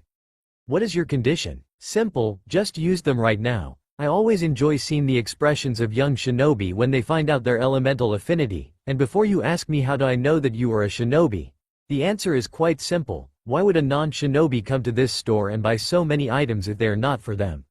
He, you got me on that one old man. So tell me young shinobi, what village do you belong to anyway? Naruto's eyes saddened and he replied with a soft voice, "None, I once lived in Konoha, but I was banished for reasons that I do not wish to discuss." "I understand young one." The old man put the 5 elemental papers next to each other and said, "Fire, water, thunder, earth and wind. As you know those are the 5 basic elements a ninja can master. Now push some of your chakra into all the papers at once, and we'll see what your elemental affinity is." Naruto did as the old man asked and pushed his chakra into the papers. The result was something unexpected. The old man's eye widened and with shock he said, This is impossible?" To that Naruto asked the old man, "What is impossible?" Kid looked down at the papers. Around 98% of all shinobi have only affinity for a single element, meaning that they learn jutsus from that element much faster and less chakra is required to perform them. The remaining 2% have affinity for 2 elements. But you, kid, have showed to have affinity for 3 elements. That is something that has never been heard of. Kid, one of the papers was cut in half, meaning that you have a wind affinity, a second one is soaked, meaning that you have a water affinity, and the third one became dust, meaning that your third affinity is earth. At the Hokage's tower, Jiraiya had to restrain Tsunade since she was close to annihilating each and every member of the Council of Elders for exiling her grandson. Tsunade tried to calm down as much as possible, yet her anger was so much that not even Jiraiya was able to hold her back. The Toad Sannin called upon 5 Anbu members so that the 6 of them could manage to somewhat restrain the Hokage from assassinating the council members. After a couple of minutes of struggle, Jiraiya along with the 5 Anbu members were able to convince Tsunade from doing anything stupid. "You have no idea what have done, you bunch of stupid idiots." This was the first phrase that Tsunade pronounced since the councilman arrived. The council members knew quite well that Tsunade was going to be pissed. They never expected to be this angered. "Tsunade, you must understand that it was done for the safety of the village. The child was too dangerous and he could have released the Kyuubi at any moment. Besides, how can you be so sure that the kid has not been possessed by the demon all these years?" Dansu asked. "Have you ever taken the time to talk to him? To get to know him at all?" "No, you have not. You have always been too ignorant to see that Naruto and the Kyuubi have been and always will be 2 different entities. If Naruto was the Kyuubi, do you actually think that he had taken the time to go with Jiraiya and Serch for me in order to come back to this pathetic excuse of a village?" "Tsunade," Jiraiya interrupted, "you are too emotional right now. Let me talk to them." Tsunade only nodded her head in approval and Jiraiya stepped in front of the council members. Jiraiya was also extremely angered at them, but he was able to dominate the killer intent that he was going through. "What I am about to tell you all should only remain between us for the time being. Tsunade will decide whether or not this will be made public," Jiraiya stated. "As you all know, 12 years ago the Kyuubi attacked Konoha and sealed the 9-tailed fox into Naruto. Have any of you wondered why Arashi chose Naruto to seal the demon in him?" Jiraiya asked. "The Yondaime sealed the Kyuubi in Naruto because he was an orphan and no parent would have allowed their child to go through such sacrificial ritual," Hiashi stated. Jiraiya only smiled at the stupidity of the Hyuga. "You are wrong, eye freak," Jiraiya responded, causing the head house member of the Hyuga clan angered at such insult. "What you all not know is that Arashi procreated a child in secret. As a matter of fact, he got married and kept his family in secret due to all the enemies that he had, mainly Kumo and Iwa." The council members were surprised at this revelation. "Is the heir to the Kazama clan still alive?" one of the council members asked. Jiraiya could only smirk with an evil grin. "Oh, he is very much alive," he said. "As a matter of fact, he stood before you not too many hours ago."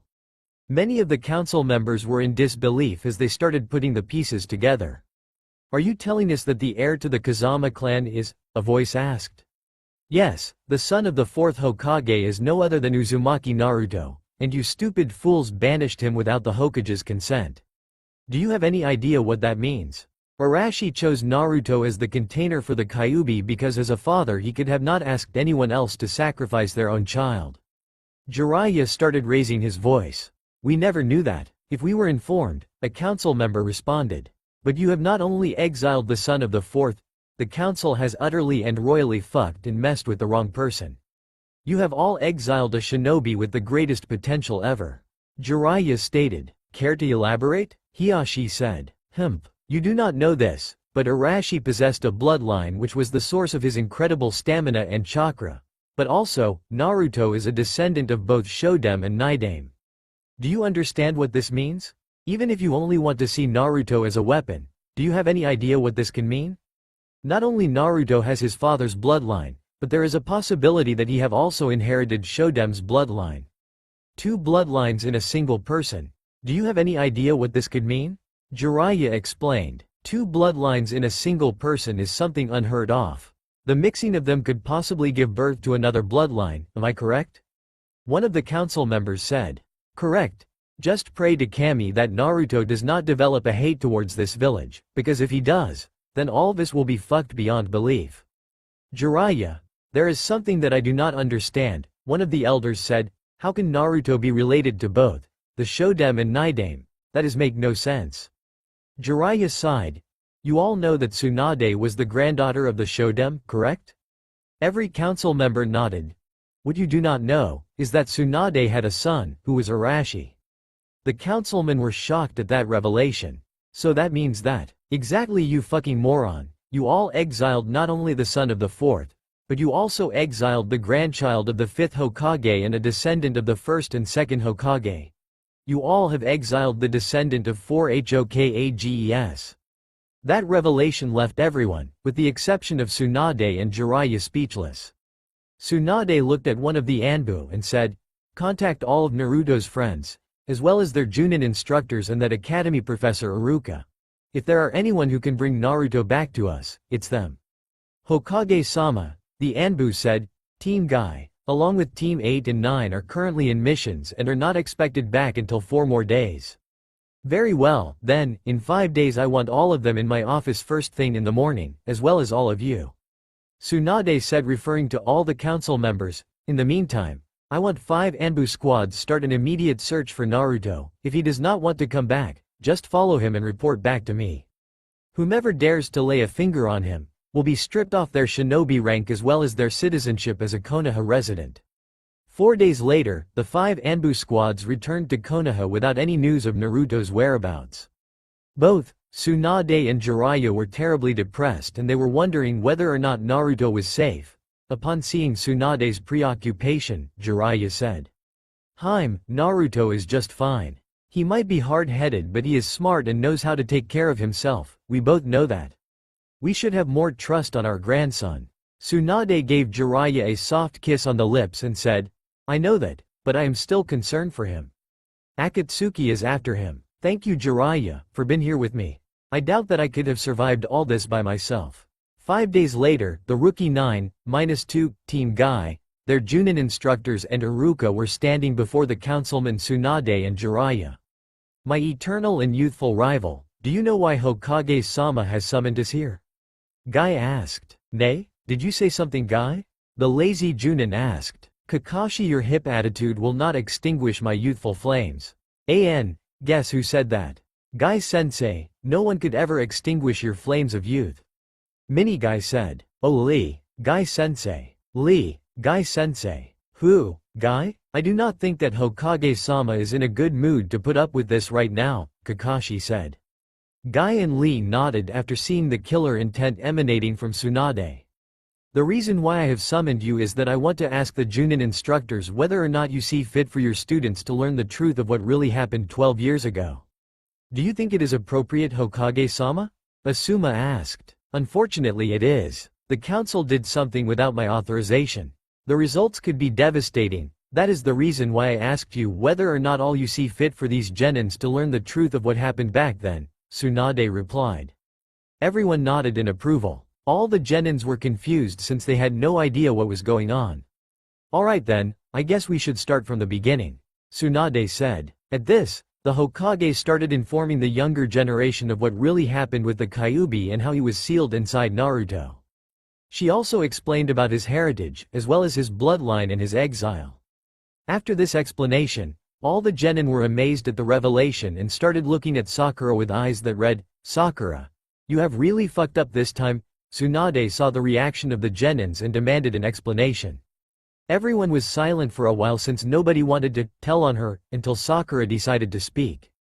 Hokage-sama, a few days ago, when Naruto was discharged from the hospital, I did and said things without thinking, and I know that I hurt him. Explain yourself, Tsunade demanded. While Sakura explained everything that took place a few days ago, an old man approached the Hokage's office. May I help you, sir? Shizune asked. I certainly do hope so, young lady, the old man said.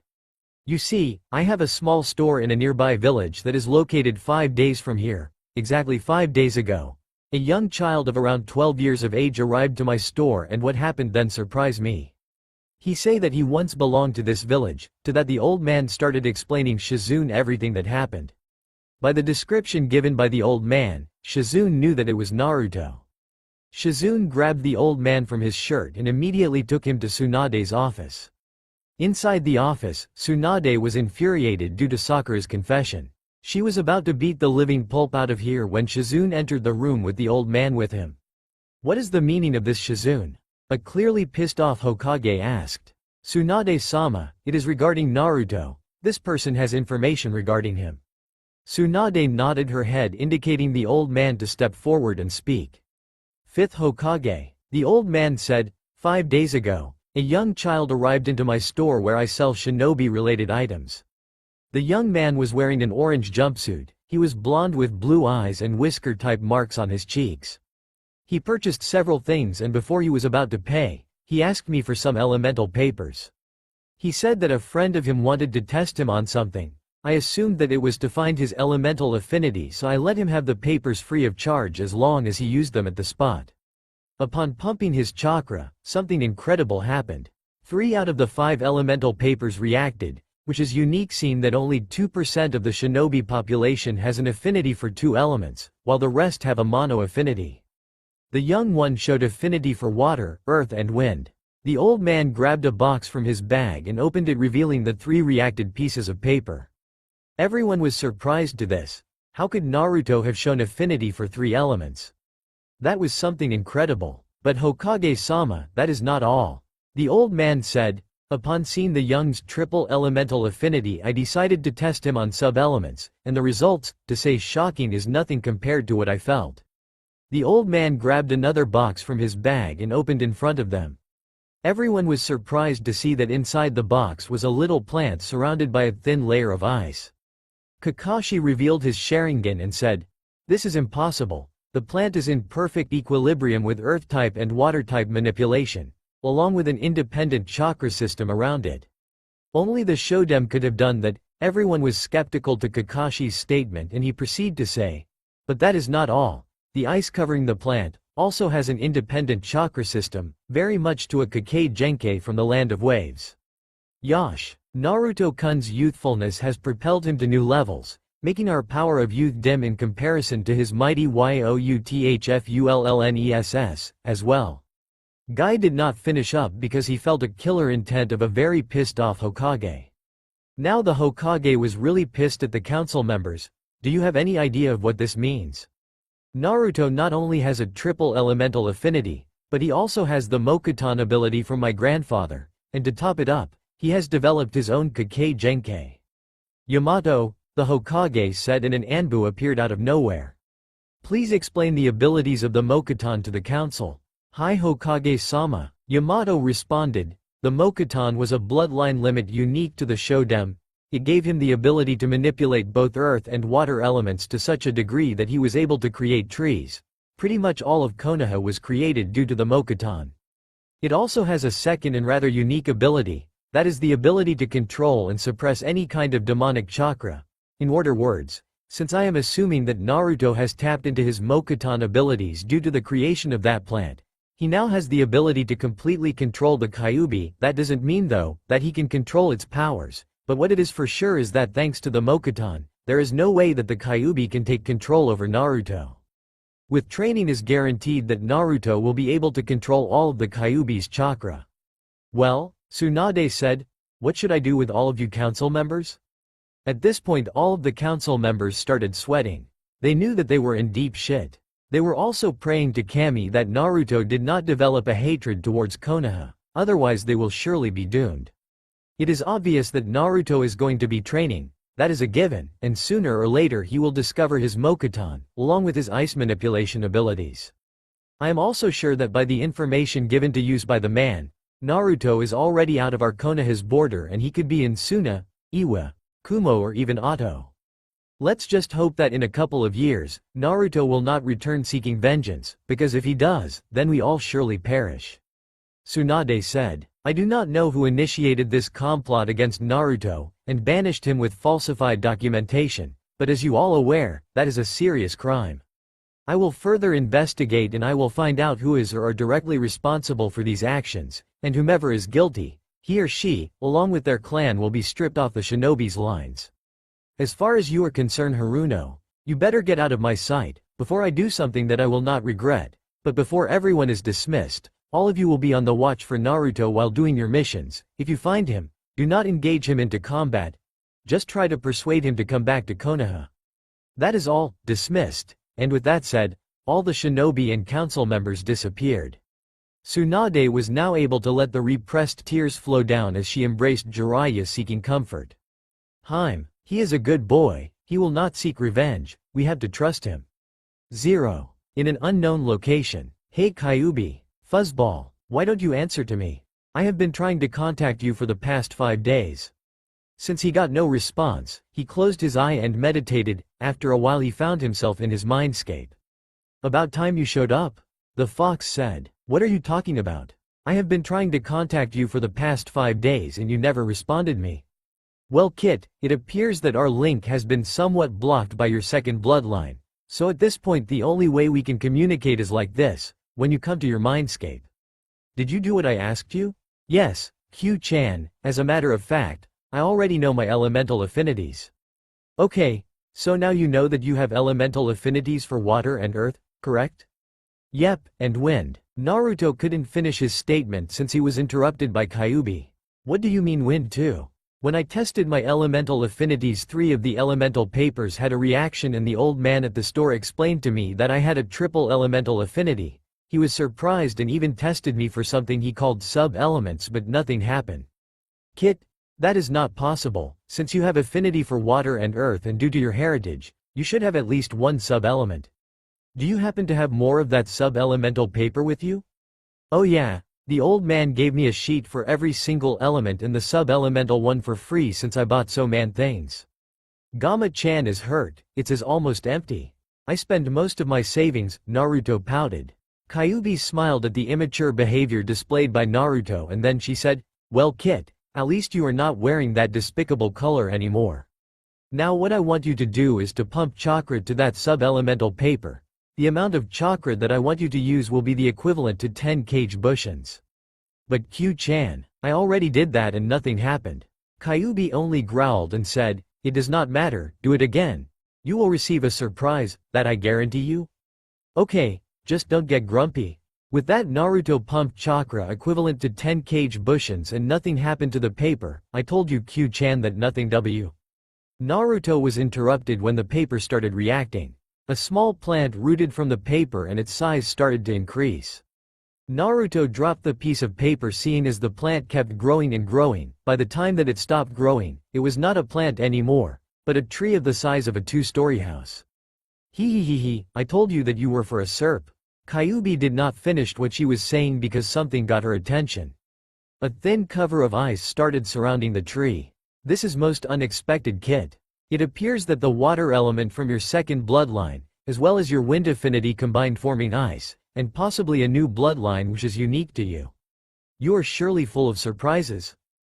Q-chan, what is up with the popsicle tree anyways? Kit, for starters let me ask you a question, have you heard of the Mokuton? Naruto nodded his head and said, yep, that was one of the only things that I learned from the academy. The Makuto was an ability unique to the Shoden which, Q-chan, are you telling me that I also have the ability to wield the Mokuton? That is correct, Kit, which also means that your second bloodline is the same as the Shoden, making you a direct descendant and continuer of the legacy of the first Hokage. But before you ask any questions, I think that it is time that you find out about your heritage. Now close your eyes and I will do the rest. Naruto closed his eyes and flash of images starting going to his mind. What are all these images, Q-chan? These are part of my memories. I will explain each and every one of them, so don't dare to interrupt me. Kyuubi started explaining how she was sealed in Naruto, as well as Arashi been his father and also been descendant of the Shoden. Kit, you might not like what I am about to tell you, but it seems that the people you call Tsunade and Jiraiya are related to you. I first suspected that Tsunade was related to you when she was the only one that could easily and rapidly heal your wounds, meaning that both of you must have a very similar chakra signature. This only takes place between family members. Regarding that man you refer to as Ero Sennin, your ability to learn the Rasengan and the Kuchiyose no Jutsu in such a fast rate is only heard of when jutsus are passed down to their family members, since they share a similar chakra signature as well, meaning that the abilities are easily passed on. So, what are you telling me, Q-chan, is that my own family banished me? It seems that is correct, but there is something that I must tell you. Whether or not they are familiar to your heritage is unknown to me. The reason I know all this is that everything that a fox sees and experiences, I also get that knowledge, is just like the cage bushin. When you create a clone, all the knowledge the clone possesses is passed to the caster of the jutsu when the bushin is dispelled. Naruto could not believe what he was hearing. He didn't care nor listened about the bushin thing and how Tsunade and Jiraiya may not be familiar with Naruto's heritage. What he cared and was hurt about was that he was rejected and exiled by the people he considered his family, who were actually his family. Naruto left his mindscape and started releasing a tremendous amount of chakra. Oh boy. He was angry. Angry was not the word that he could use to describe what he was feeling. It was more like hatred and rage towards his former village. He started releasing Kyuubi's chakra as well, and with a roar he yelled, "Damn you, Konoha!" After that was said, a dome of wood and ice started surrounding Naruto and he found himself back into his mindscape. Kit, you have just fully tapped into the Mokuton and the Hyaden, your new bloodline limit. I guess that you are ready for the training that I will give you. During the day you will train physically, and while you sleep I will provide you with all of my memories. This will be done over the course of 10 years. After those 10 years have passed, you will have the knowledge that I have accumulated over several millennia, as well as the knowledge of every jutsu that I have seen and known. But you will have to train your body, for I will provide you with the knowledge of how to perform them, not the ability to perform them. You may also have to take in consideration that you might not have any talent with Kaden and Raiden jutsus, seeing as you did not display any ability for them with the elemental papers. But if that was to happen, you must not be concerned, seeing as how you have the ability to control water, earth, wind, wood and ice. The last two should compensate for your possible lack or Kaden and Raiden jutsus. I understand, Kyuubi, but there is something that I need to ask you. If I find out that Tsunade and Jiraiya were in fact aware of my heritage, and still decided to banish me, will you be willing to aid me in the destruction of that village? Naruto asked with a dead serious tone. Kit, I will give you my answer in no less than 5 years, for you are to carefully think what you have just asked me. When you wake up, you will go to Snow Country, for there we will start our training in your Hyaden bloodline. As well as there is something that once belonged to me what I want to give you. In addition to that, while you are sleeping, I will enhance all your senses, making them sharper, but there will be a small catch while updating your sight. What is the catch? Most likely, your pupils will become like mines, slits. That is not so bad. Before I go, how can I fix our link so I can communicate with you so I don't have to come here all the time? What, don't you want to be here? Kyuubi asked. I am talking that in the middle of a battle I don't want to get killed by going to my mindscape if I need to talk to you. Unconsciously, you fixed the link when you tapped into your Mokuton ability. Also, the Mokuton has a second ability which is unknown to many, that is the ability to wield and suppress demonic chakra. More specifically my chakra. Why are you telling me all this, Kyuubi? I thought that you wanted to get out of the seal and destroy me along with Konoha? It is true that at a point that those were my intentions, but after spending 12 years inside of you, your personality have started affecting me, the same way mine has affected you. What do you mean by that? Simple, as you know I am the most powerful of the tailed demons and my only purpose in life was to destroy everything on my path. But the main reason for this was when I found out that a certain Habiteme killed my kits. So that is why you attacked Konoha. To find Orochimaru, that is correct. After been inside you for 12 years, parts of your personality have passed on to me. My hatred and thirst for destruction is just a shadow of what it used to be. The same way, your personality has drastically changed during times of extreme stress and emotional outbreak. If it wasn't for my influence, you wouldn't have asked for my help a couple of minutes ago to destroy Konoha if you were to find out that those two banished you knowing your heritage. Kyuubi, while you gave me part of your memories, I saw my mother. Can you tell me more about her? I am sorry, Kit, but that information I cannot provide you with, seeing as I do not know it myself. I understand. I have another question though. You told me that after finding out my elemental affinities you were going to tell me why when I summoned the two-tailed fox my chakra was not drained, but when I summoned you, my chakra was drained to sustain the summon. I was not sure about it myself, but now that is a fact that you possess the Mokuton ability, everything is much clearer. You see, the foxes that you will summon are no different from the foxes from your world. The only main difference is the fact that summoned foxes can talk, use chakra and transform into hybrid versions of themselves. What about Mischief? Will she also have those abilities? Yes, she will be able to. Once she goes back with her family, remember, she can only spend up to 12 hours in your world. If by then, she doesn't return, she will never be able to go back, but she will keep all of her abilities. I understand, Kyuubi, that is all I wanted to know. So to Snow Country it is then. With that said, Naruto returned to the real world. He used a huge amount of chakra to break out of the wooden ice dome that he was in. Afterwards, he along with Mischief started their journey to Snow Country. Konoha. Tsunade was on her office, along with Jiraiya. Tsunade, you felt that? Jiraiya asked. Yes, that was Naruto, I felt his chakra spike. For used to feel his chakra all the way from wherever he is, it is frightening. I just hope that he will be alright. Probably we should get someone to go and investigate the area from the chakra spike, Jiraiya suggested. Yes, it is a good idea, we will send his friends, hopefully, they will be able to find him. With that said, Tsunade called upon an Anbu and gave orders to notify the Rookie 9, along with Team Guy to be there the next morning for a mission. With that said, the Anbu disappeared. Where are you, Naruto? We miss you so very much. Tsunade said. The next days the Rookie 9, along with Team Guy, were in the Hokage's office. Tsunade explained to the shinobi of the chakra spike from the previous day and they were ordered to investigate the source. Jiraiya informed the nins that there was a high possibility that they will encounter Naruto, seeing how the chakra belonged to him. If you find Naruto, you are to try to persuade him to come back to Konoha. If you are not able to convince him, I will need for Aburame Shino to place one of his tracker bugs on Naruto so that we have an idea of where he will be. You all have to consider the possibility that he might initiate a fight. If it comes to that, Tsunade's voice started breaking down. You may use any necessary force to take him down. You are all dismissed and are to leave within the next hour. With that said, the shinobi left the office while Tsunade's heart started breaking apart due to the order that she gave. She didn't want to think about it, but she had to realize that there was a small possibility that Naruto will attack his friends. It hurt her that she might have, in some way, ordered Naruto's her own grandson death. An hour later, the group composed of 14 shinobi departed to the indicated location. About a week later they arrived to a forest that indicated the border between the Fire and Waterfall village. What they saw them left them in complete and utter awe. A great part of the forest was covered with ice. Also, on the ground they were all able to find pieces of wood in a semicircular shape that were covered by a thin layer of ice. Kakashi revealed his Sharingan and said, Naruto was definitely here.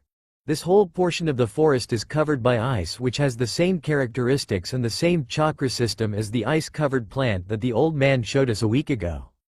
This is truly amassing. From what Tsunade-sama told us, the chakra spike took place a week ago, yet this ice has not melted.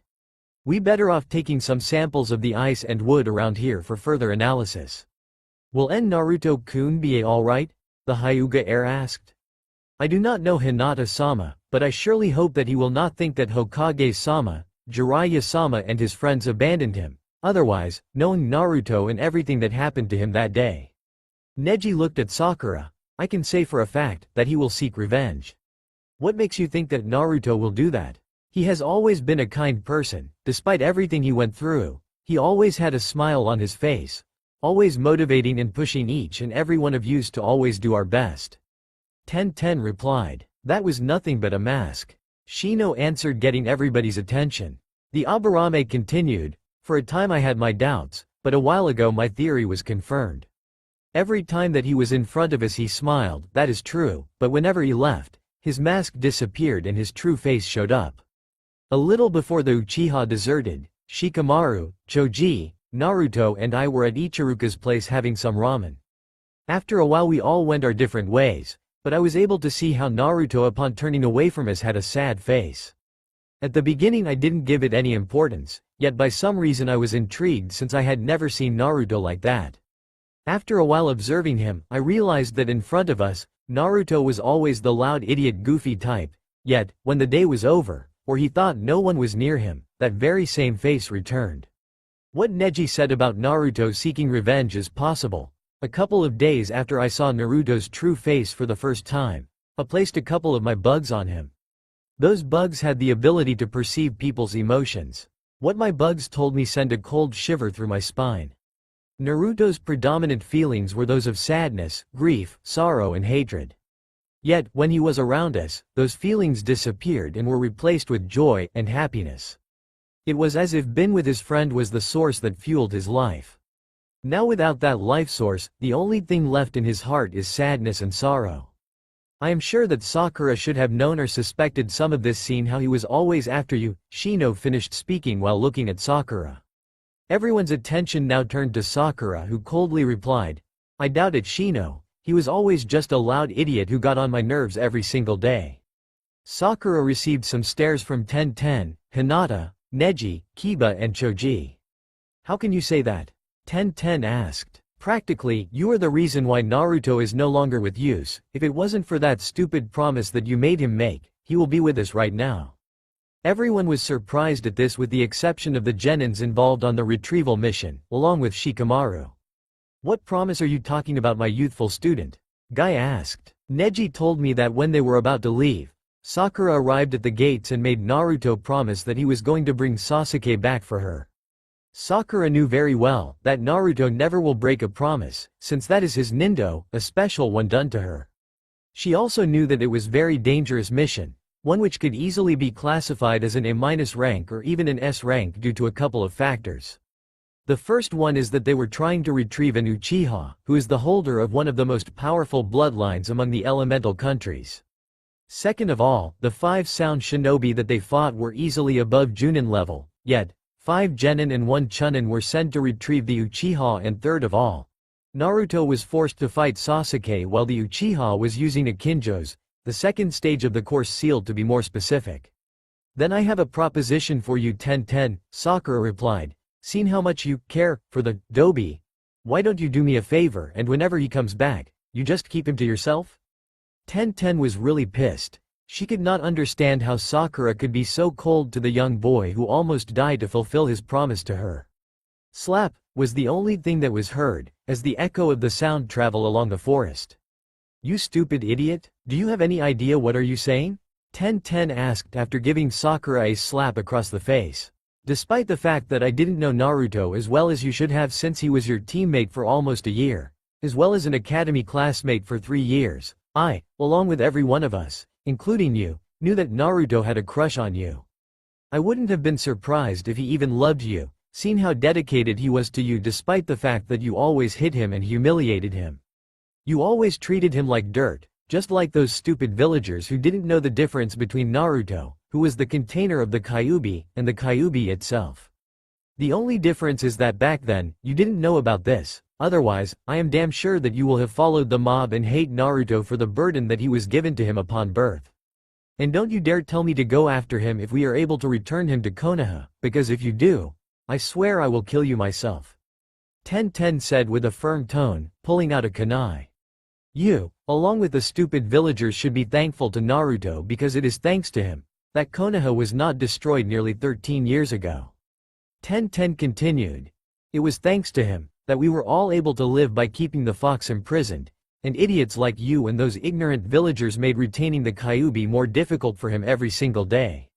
I will have been honored and flattered if Naruto would have shown me the same interest and dedication that he showed to an undeserving and selfish bitch as you, Sakura-chan." Tenten said, giving the chan a venomous sound. The weapon mistress was trying to control herself. Her eyes were watery as she was repressing her tears from running down her cheeks. The Junin instructors along with Ino and Hinata couldn't believe what they just heard.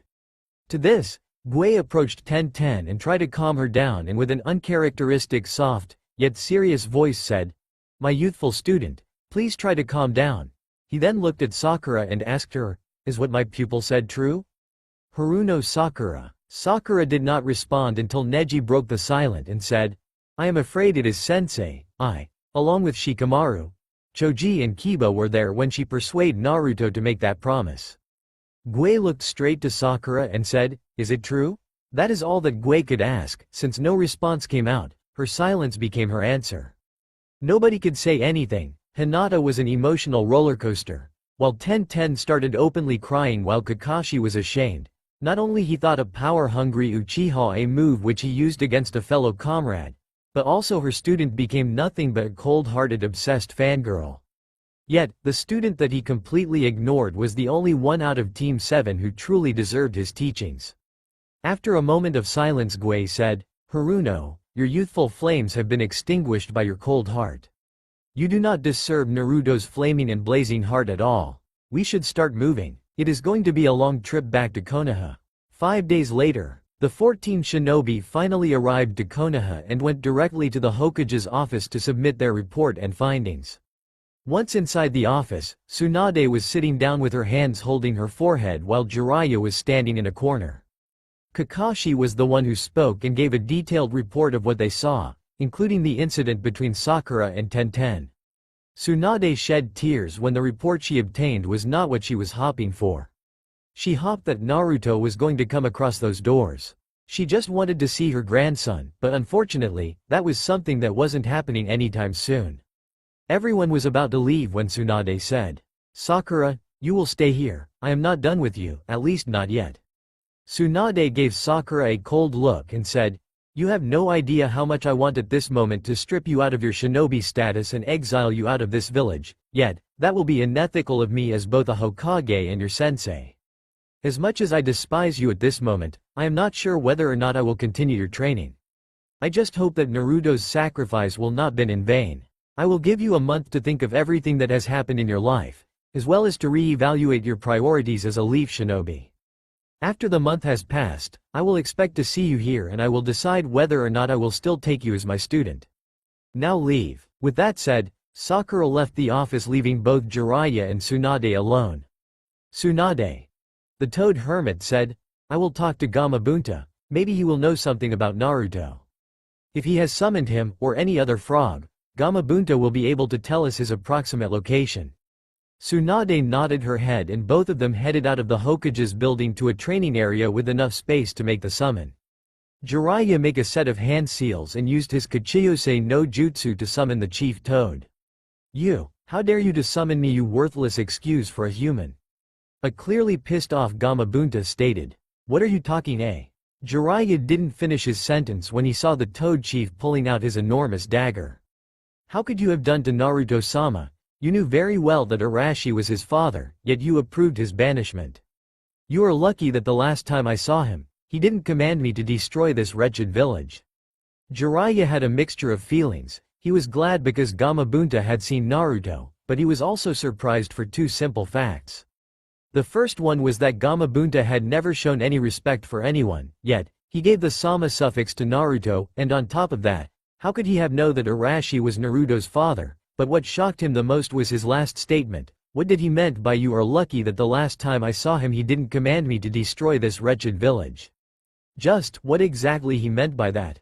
What are you talking about, Gamabunta, and how do you know that Arashi is Naruto's father? With that, the Toad Chief explained everything, his last conversation with Naruto. "Jiraiya, you dumbass, what do you mean with how I know that Arashi was Naruto-sama's father? I was there when the sealing was performed and he also asked me to take care of his child." To that, Jiraiya explained everything that occurred with the council, as well as his full heritage. "Well, at least everything is now clarified," Jiraiya said. "So, can you tell us where Naruto is now? I am sure that you will know since you are to summon boss. You will be able to feel his presence," the perverted Sannin said.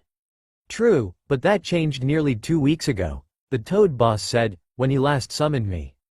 Gamabunta lowered his head as an indication that he was depressed at what happened. "What is wrong, Gamabunta? Did something happen to Naruto?" A very concerned Tsunade asked.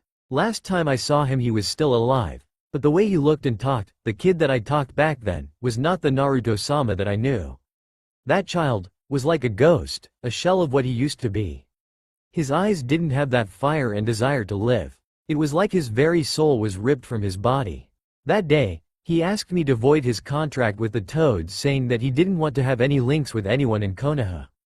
Tsunade was been held by Jiraiya since she felt that her legs were not responding her. She felt like she was going to die. When she finally thought that she could form a family, and everything was starting to look good, the stupid council had to make that decision. It was then when she decided that she will personally execute the initiator of the movement, which ended up with Naruto's exile. The Toad boss continued. At that point, I was furious at Konoha, including you Jiraiya. The kid wanted to void his pact with the Toads. I tried to talk him out of doing so, but I couldn't convince him. At that moment I told him that I will follow his last command, whichever it was. He knew very well that he could have asked me to permanently seal and destroy the Toad contract, thus not allowing anyone to sign it, meaning that even you Jiraiya would have lost the ability to summon my kin. I also offer him revenge, but he declined. The kid has a noble heart, because he asked me to keep serving you, along with anyone who will sign to contract in the future. I understand, Jiraiya said. Can you at least tell us where was the last place you saw him at? I am afraid that will not be possible. Before I agreed to void the Toad contract, I promised him that I will not divulge his location, but as much as I want to, I can't give you that information. It will be going against my word and my honor. To that, Gamabunta turned around, giving his back to Tsunade and Jiraiya. However, there are times which we must break our word and leave our pride to the side to help those who we deeply care and cherish. Both Tsunade and Jiraiya smiled. By his location, I assume that he was directing himself towards Iwa. I will ask you not to send anyone on his search, since sending shinobi to Iwa would be suicide.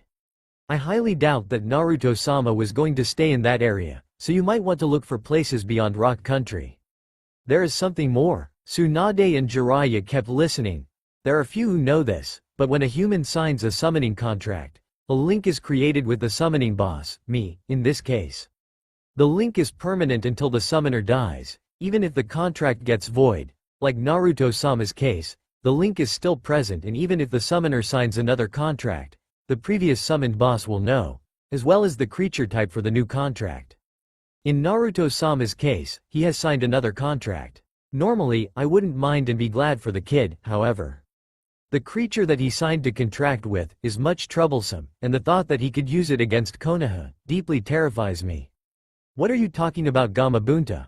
What kind of summoning contract has Naruto signed? Tsunade asked. Naruto-sama has signed the legendary Kitsune contract. To this, both Sanins were in awe. Are you trying to say that Naruto signed the Fox contract and that the summon boss is? Yes, Jiraiya, the summon boss and no other than the Kyuubi itself. I hope that I am wrong and that Naruto doesn't look for revenge in the future, because if he does, Konoha will be annihilated for sure. With that said, Gamabunta disappeared in a puff of smoke, leaving both Sanins in a state of shock and in disbelief of what they have just found out. Naruto now had the ability to summon Kyuubi. Unknown to both Sanins, there was a person hiding and listening around the trees. That person shed a single tear and whispered, "Oh Naruto, what have we all done to you?" 0. It has been a whole month since Naruto's exile. During that month, Naruto started traveling to the snow country. They had to pass through Bakufu and Iwa. On Iwa, Naruto had to perform a henge throughout his travel on that country since his appearance was somewhat similar to Arashi's. During that month, Naruto could not train himself since he was constantly moving. Therefore, he followed Kyuubi's advice and used shadow clones to practice and perfect his jutsus, as well as practicing new ones that Kyuubi was teaching him during his dreams. During nights, while his physical body rested, his mind was been given all the information that the Kyuubi had accumulated throughout several millennia. Naruto's bond with the nine-tailed fox started increasing. It went from that of a jailer prisoner to that of friends. Mischief also had given Naruto a couple of surprises. Flashback. It has been 2 weeks since Naruto's exile and he was already deep in Iwa territory. It was already late, so he decided to camp for the night. Naruto was going to sleep when he felt a little furball getting inside his sleeping bag. "Oi, Mischief, don't scare me like that." A little bark was heard from the little fox. "You know Mischief, by some reason I think that you understand me. I know that is kind of crazy, but sometimes I wish I could talk to someone. It's not that Q-chan doesn't count, but I need to talk to someone who is willing to listen to me for a while. Even thought I am grateful for Q-chan's help. I can barely talk to her if it's not training related." Naruto was resting in his sleeping bag when the little furball got her head out of the bag and stared at Naruto.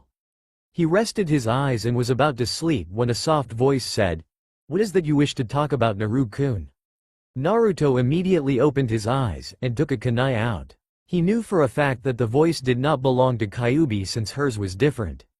"Down here you dummy," the voice said. Naruto couldn't believe what he saw and heard. Mischief was sitting down looking at Naruto with the typical trademark, foxy grin. "Yep, that was me, Naru-kun." Naruto sat down, picked up Mischief and raised her to eye level. Then the little fox said, "If you are able to talk to a fox that is stuck inside your belly, what makes you think that I cannot talk to you, or is it that you don't want to talk to me?" Mischief asked. Naruto smiled and asked, "Since when can you talk?" "Well, since I started visiting mom and dad on the other place, I have been able to talk. By the way, mommy says that if you do not take care of me, she is going to—" "What did she said?" "Oh yeah, she said that she was going to bite your balls off and use them as marbles." Naruto gave a painful facial expression and Mischief continue. "Not really, she didn't say that, but I will do it if you don't take care of me though." Both Naruto and Mischief talked for most of the night. They talked about a little bit of everything, about their likes and dislikes, Naruto's exile, Mischief's new home with her mother and father, their respective training and more. Later they decided to get some sleep, since they were going to resume their travel within a couple of hours. End of flashback. A week later, Naruto was finally able to arrive to Kosetsu. He was walking along Snow Country when he asked his tenant, "Hey Q-chan, we should start thinking about a place to stay, and I have to find a way to earn money pretty soon, since Gamma-chan is almost empty." "Well Kit, to be honest, I haven't thought of that myself," Naruto sweet dropped. "Since you are not longer a Konoha shinobi, maybe you should try to be a mercenary or perhaps a freelance shinobi for Kosetsu." "Well, it seems that I don't have many options, so I will have to search for the leader of the village. Hopefully, I will be lucky and get a job." "Well Kit, after we find a place for you to settle, we will start training your Mokuton. I will also recommend you to try to master all of your previously learned techniques, especially that Rasengan. You must learn how to perform it with a single hand and not rely on a clone to aid you with it. You should also learn simultaneously how to master your wind affinity. Both water and earth will not be a problem since Mokuton comes from those two elements. By the time you master Mokuton, both water and earth jutsus will become like a second nature for you." "Oi Q-chan, why can't I start with my Hyeten training first?" "Well Kit, that is because your Hyeten relies on your water affinity from your Mokuton as well as your wind affinity, so it will be easier if you first master both, Mokuton and your wind element. Besides, by mastering Mokuton first, you will be able to handle my chakra much easier and in a higher amount. At this point, you can only handle 3 of my tails, but by the time that you are able to master Mokuton, you should be able to handle 5 of my tails without any problem. Remember, Mokuton has the ability to control demon chakra, and in your case you will be able to incorporate to your chakra system much easier and faster." "Well, that makes sense I guess. What about Mi-chan? I don't think that I will be able to help her train. I will not have enough time." "That, you shouldn't worry about. Whenever she is with her family, she will train, or did you actually think that she was there as a vacation resort?" He. Actually I did think that." Kyuubi could only sigh to Naruto's response. "Alright Kit, let's get to the village and see if we are lucky and someone is willing to help us out." Luckily for Naruto, Kosetsu was a relatively small village with very little and really weak shinobi, thus he was easily enrolled as a snow shinobi after a simple test of his abilities. The unusual thing was that Naruto was not looking forward to be part of the village. Instead, he made an offer that the village leader couldn't refuse.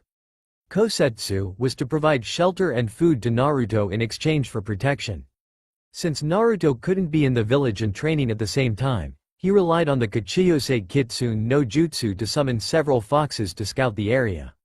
This was no problem since they were all low-level summons, therefore, they didn't require any chakra to keep the summoning active. The only exception to the rule was Kyuubi herself. Everything was relatively calm in Snow Village, and his intervention was rarely required, thus he had a lot of time for his training. After 2 months of constant training on his Mokuton with the Kage Bushin method, Naruto was able to grasp the concept of how to manipulate the earth and water affinities in such a way that there was a constant equilibrium between the two elements. "Alright Q-chan, today I want to try something special with Mokuton." Before Kyuubi could say anything, Naruto formed the snake seal and concentrated most of his chakra. The last thing that Naruto saw before he lost consciousness due to chakra depletion was wood forming out of nowhere and taking shape. After regaining consciousness, Naruto found himself outside of Kyuubi's cage. "Oi, Q-chan, where are you? I can't see you," Naruto spoke. "I am here, Kit," and with that, Kyuubi walked towards her cage on her humanoid form. Naruto's eyes were wide open. Kyuubi looked like a young woman, maybe no older than 25, with long red hair that reached her back, pointy ears, slit red eyes, wearing a scarlet kimono.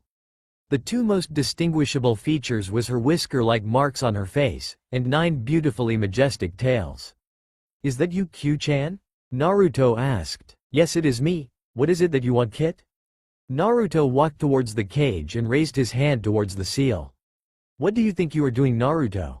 Letting you out, what does it looks like? I know once you are out, you will not attack me." "How can you be sure about that? I could have lied to you, and just earned your trust so that you could let me out and then." Kyuubi was interrupted by Naruto. "I trust you, Q-chan? To me, you have become more than the demon fox, more than a friend, to me. You have become something very special, something that I hold dear. I trust you more than anyone I have ever met." "Ha-ha-ya." A single tear came down from Kyuubi's eye and said, "I never thought that a mortal would have ever shown compassion to the likes of me, yet, here you are, in front of my cage, willing to take a risk by allowing the most powerful demon to roam your world once more. Why are you willing to take such a risk?" Naruto slightly smiled and said, "I just told you why, ha-ha-ya. I trust you, and that is more than enough reason for me to let you out. I understand that you didn't attack Konoha because you wanted to, but because you were in search for that Hemi-teme. I thank you, but I must decline, even though I will like nothing more than be out there. There are more important things to think about right now. For starters, there is your training, and second of all, I like being here. It allows me to see what you see, and feel what you feel. It allows me to be very close to you. Sotsu-kun." For the first time in months, Naruto gave a genuine smile and said, "You are right, but I also want you to be out there. I know that you must be really cramped in there, and it will be good for you. Well, there is a way. If you leave a small portion of the seal intact, I will be able to go to your world during the days, and that will allow me to supervise your training, while during the nights, I will be transferring my knowledge to you. If that is what you want, then well, I will comply to your petition." Naruto said, "Very well, my child, before you remove the seal, you will have to put some of your, as well as some of my blood on the seal." With that, Naruto took a kunai out of his pouch and slightly cut his finger, putting some of his blood on the seal. Kyuubi proceeded to do the same. Now, the last part of this will require to remove the seal, excluding of course the part where our blood was placed. This will allow me to be summoned to your world in my humanoid form. The reason for this is to ensure that you will pretty much keep about 95% of my remaining power, while I will be left out with only 5%. In case that you haven't noticed, up to this point, you have completely absorbed 3 taels worth of my total power, and within the next 10 years, your body should grow enough to assimilate the full 9 taels, thus becoming the new Kyuubi. But what will happen to you, Ka-san? Naruto asked with a concerned voice. "I will return to where I used to live.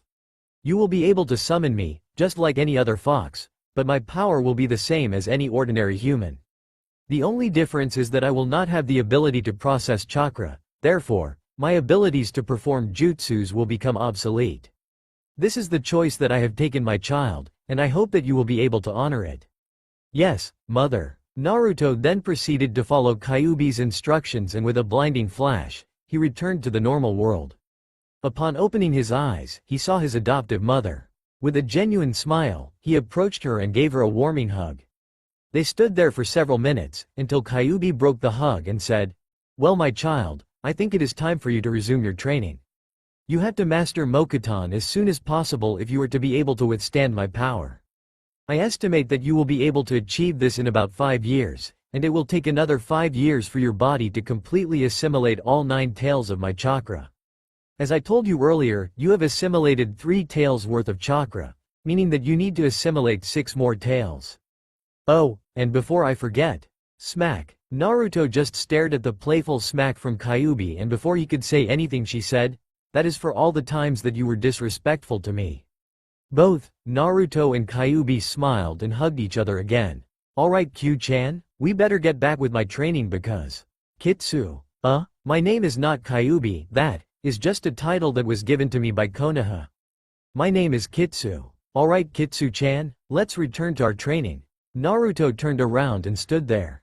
Ka-chan, what is that? Well, that is what you created when you used most of your chakra and you fainted. Have to say, anyone who sees this will be quite impressed. It is really beautiful, an ice-covered forest. That is nice, just make sure that next time before releasing such high amount of chakra, you visualize what you will create and be careful. You don't want to draw too much attention with that chakra spike, remember? Akatsuki is still after both of us. Time skip, 2 years later. That's all for now. If you enjoy this video, then please like, share and do comments.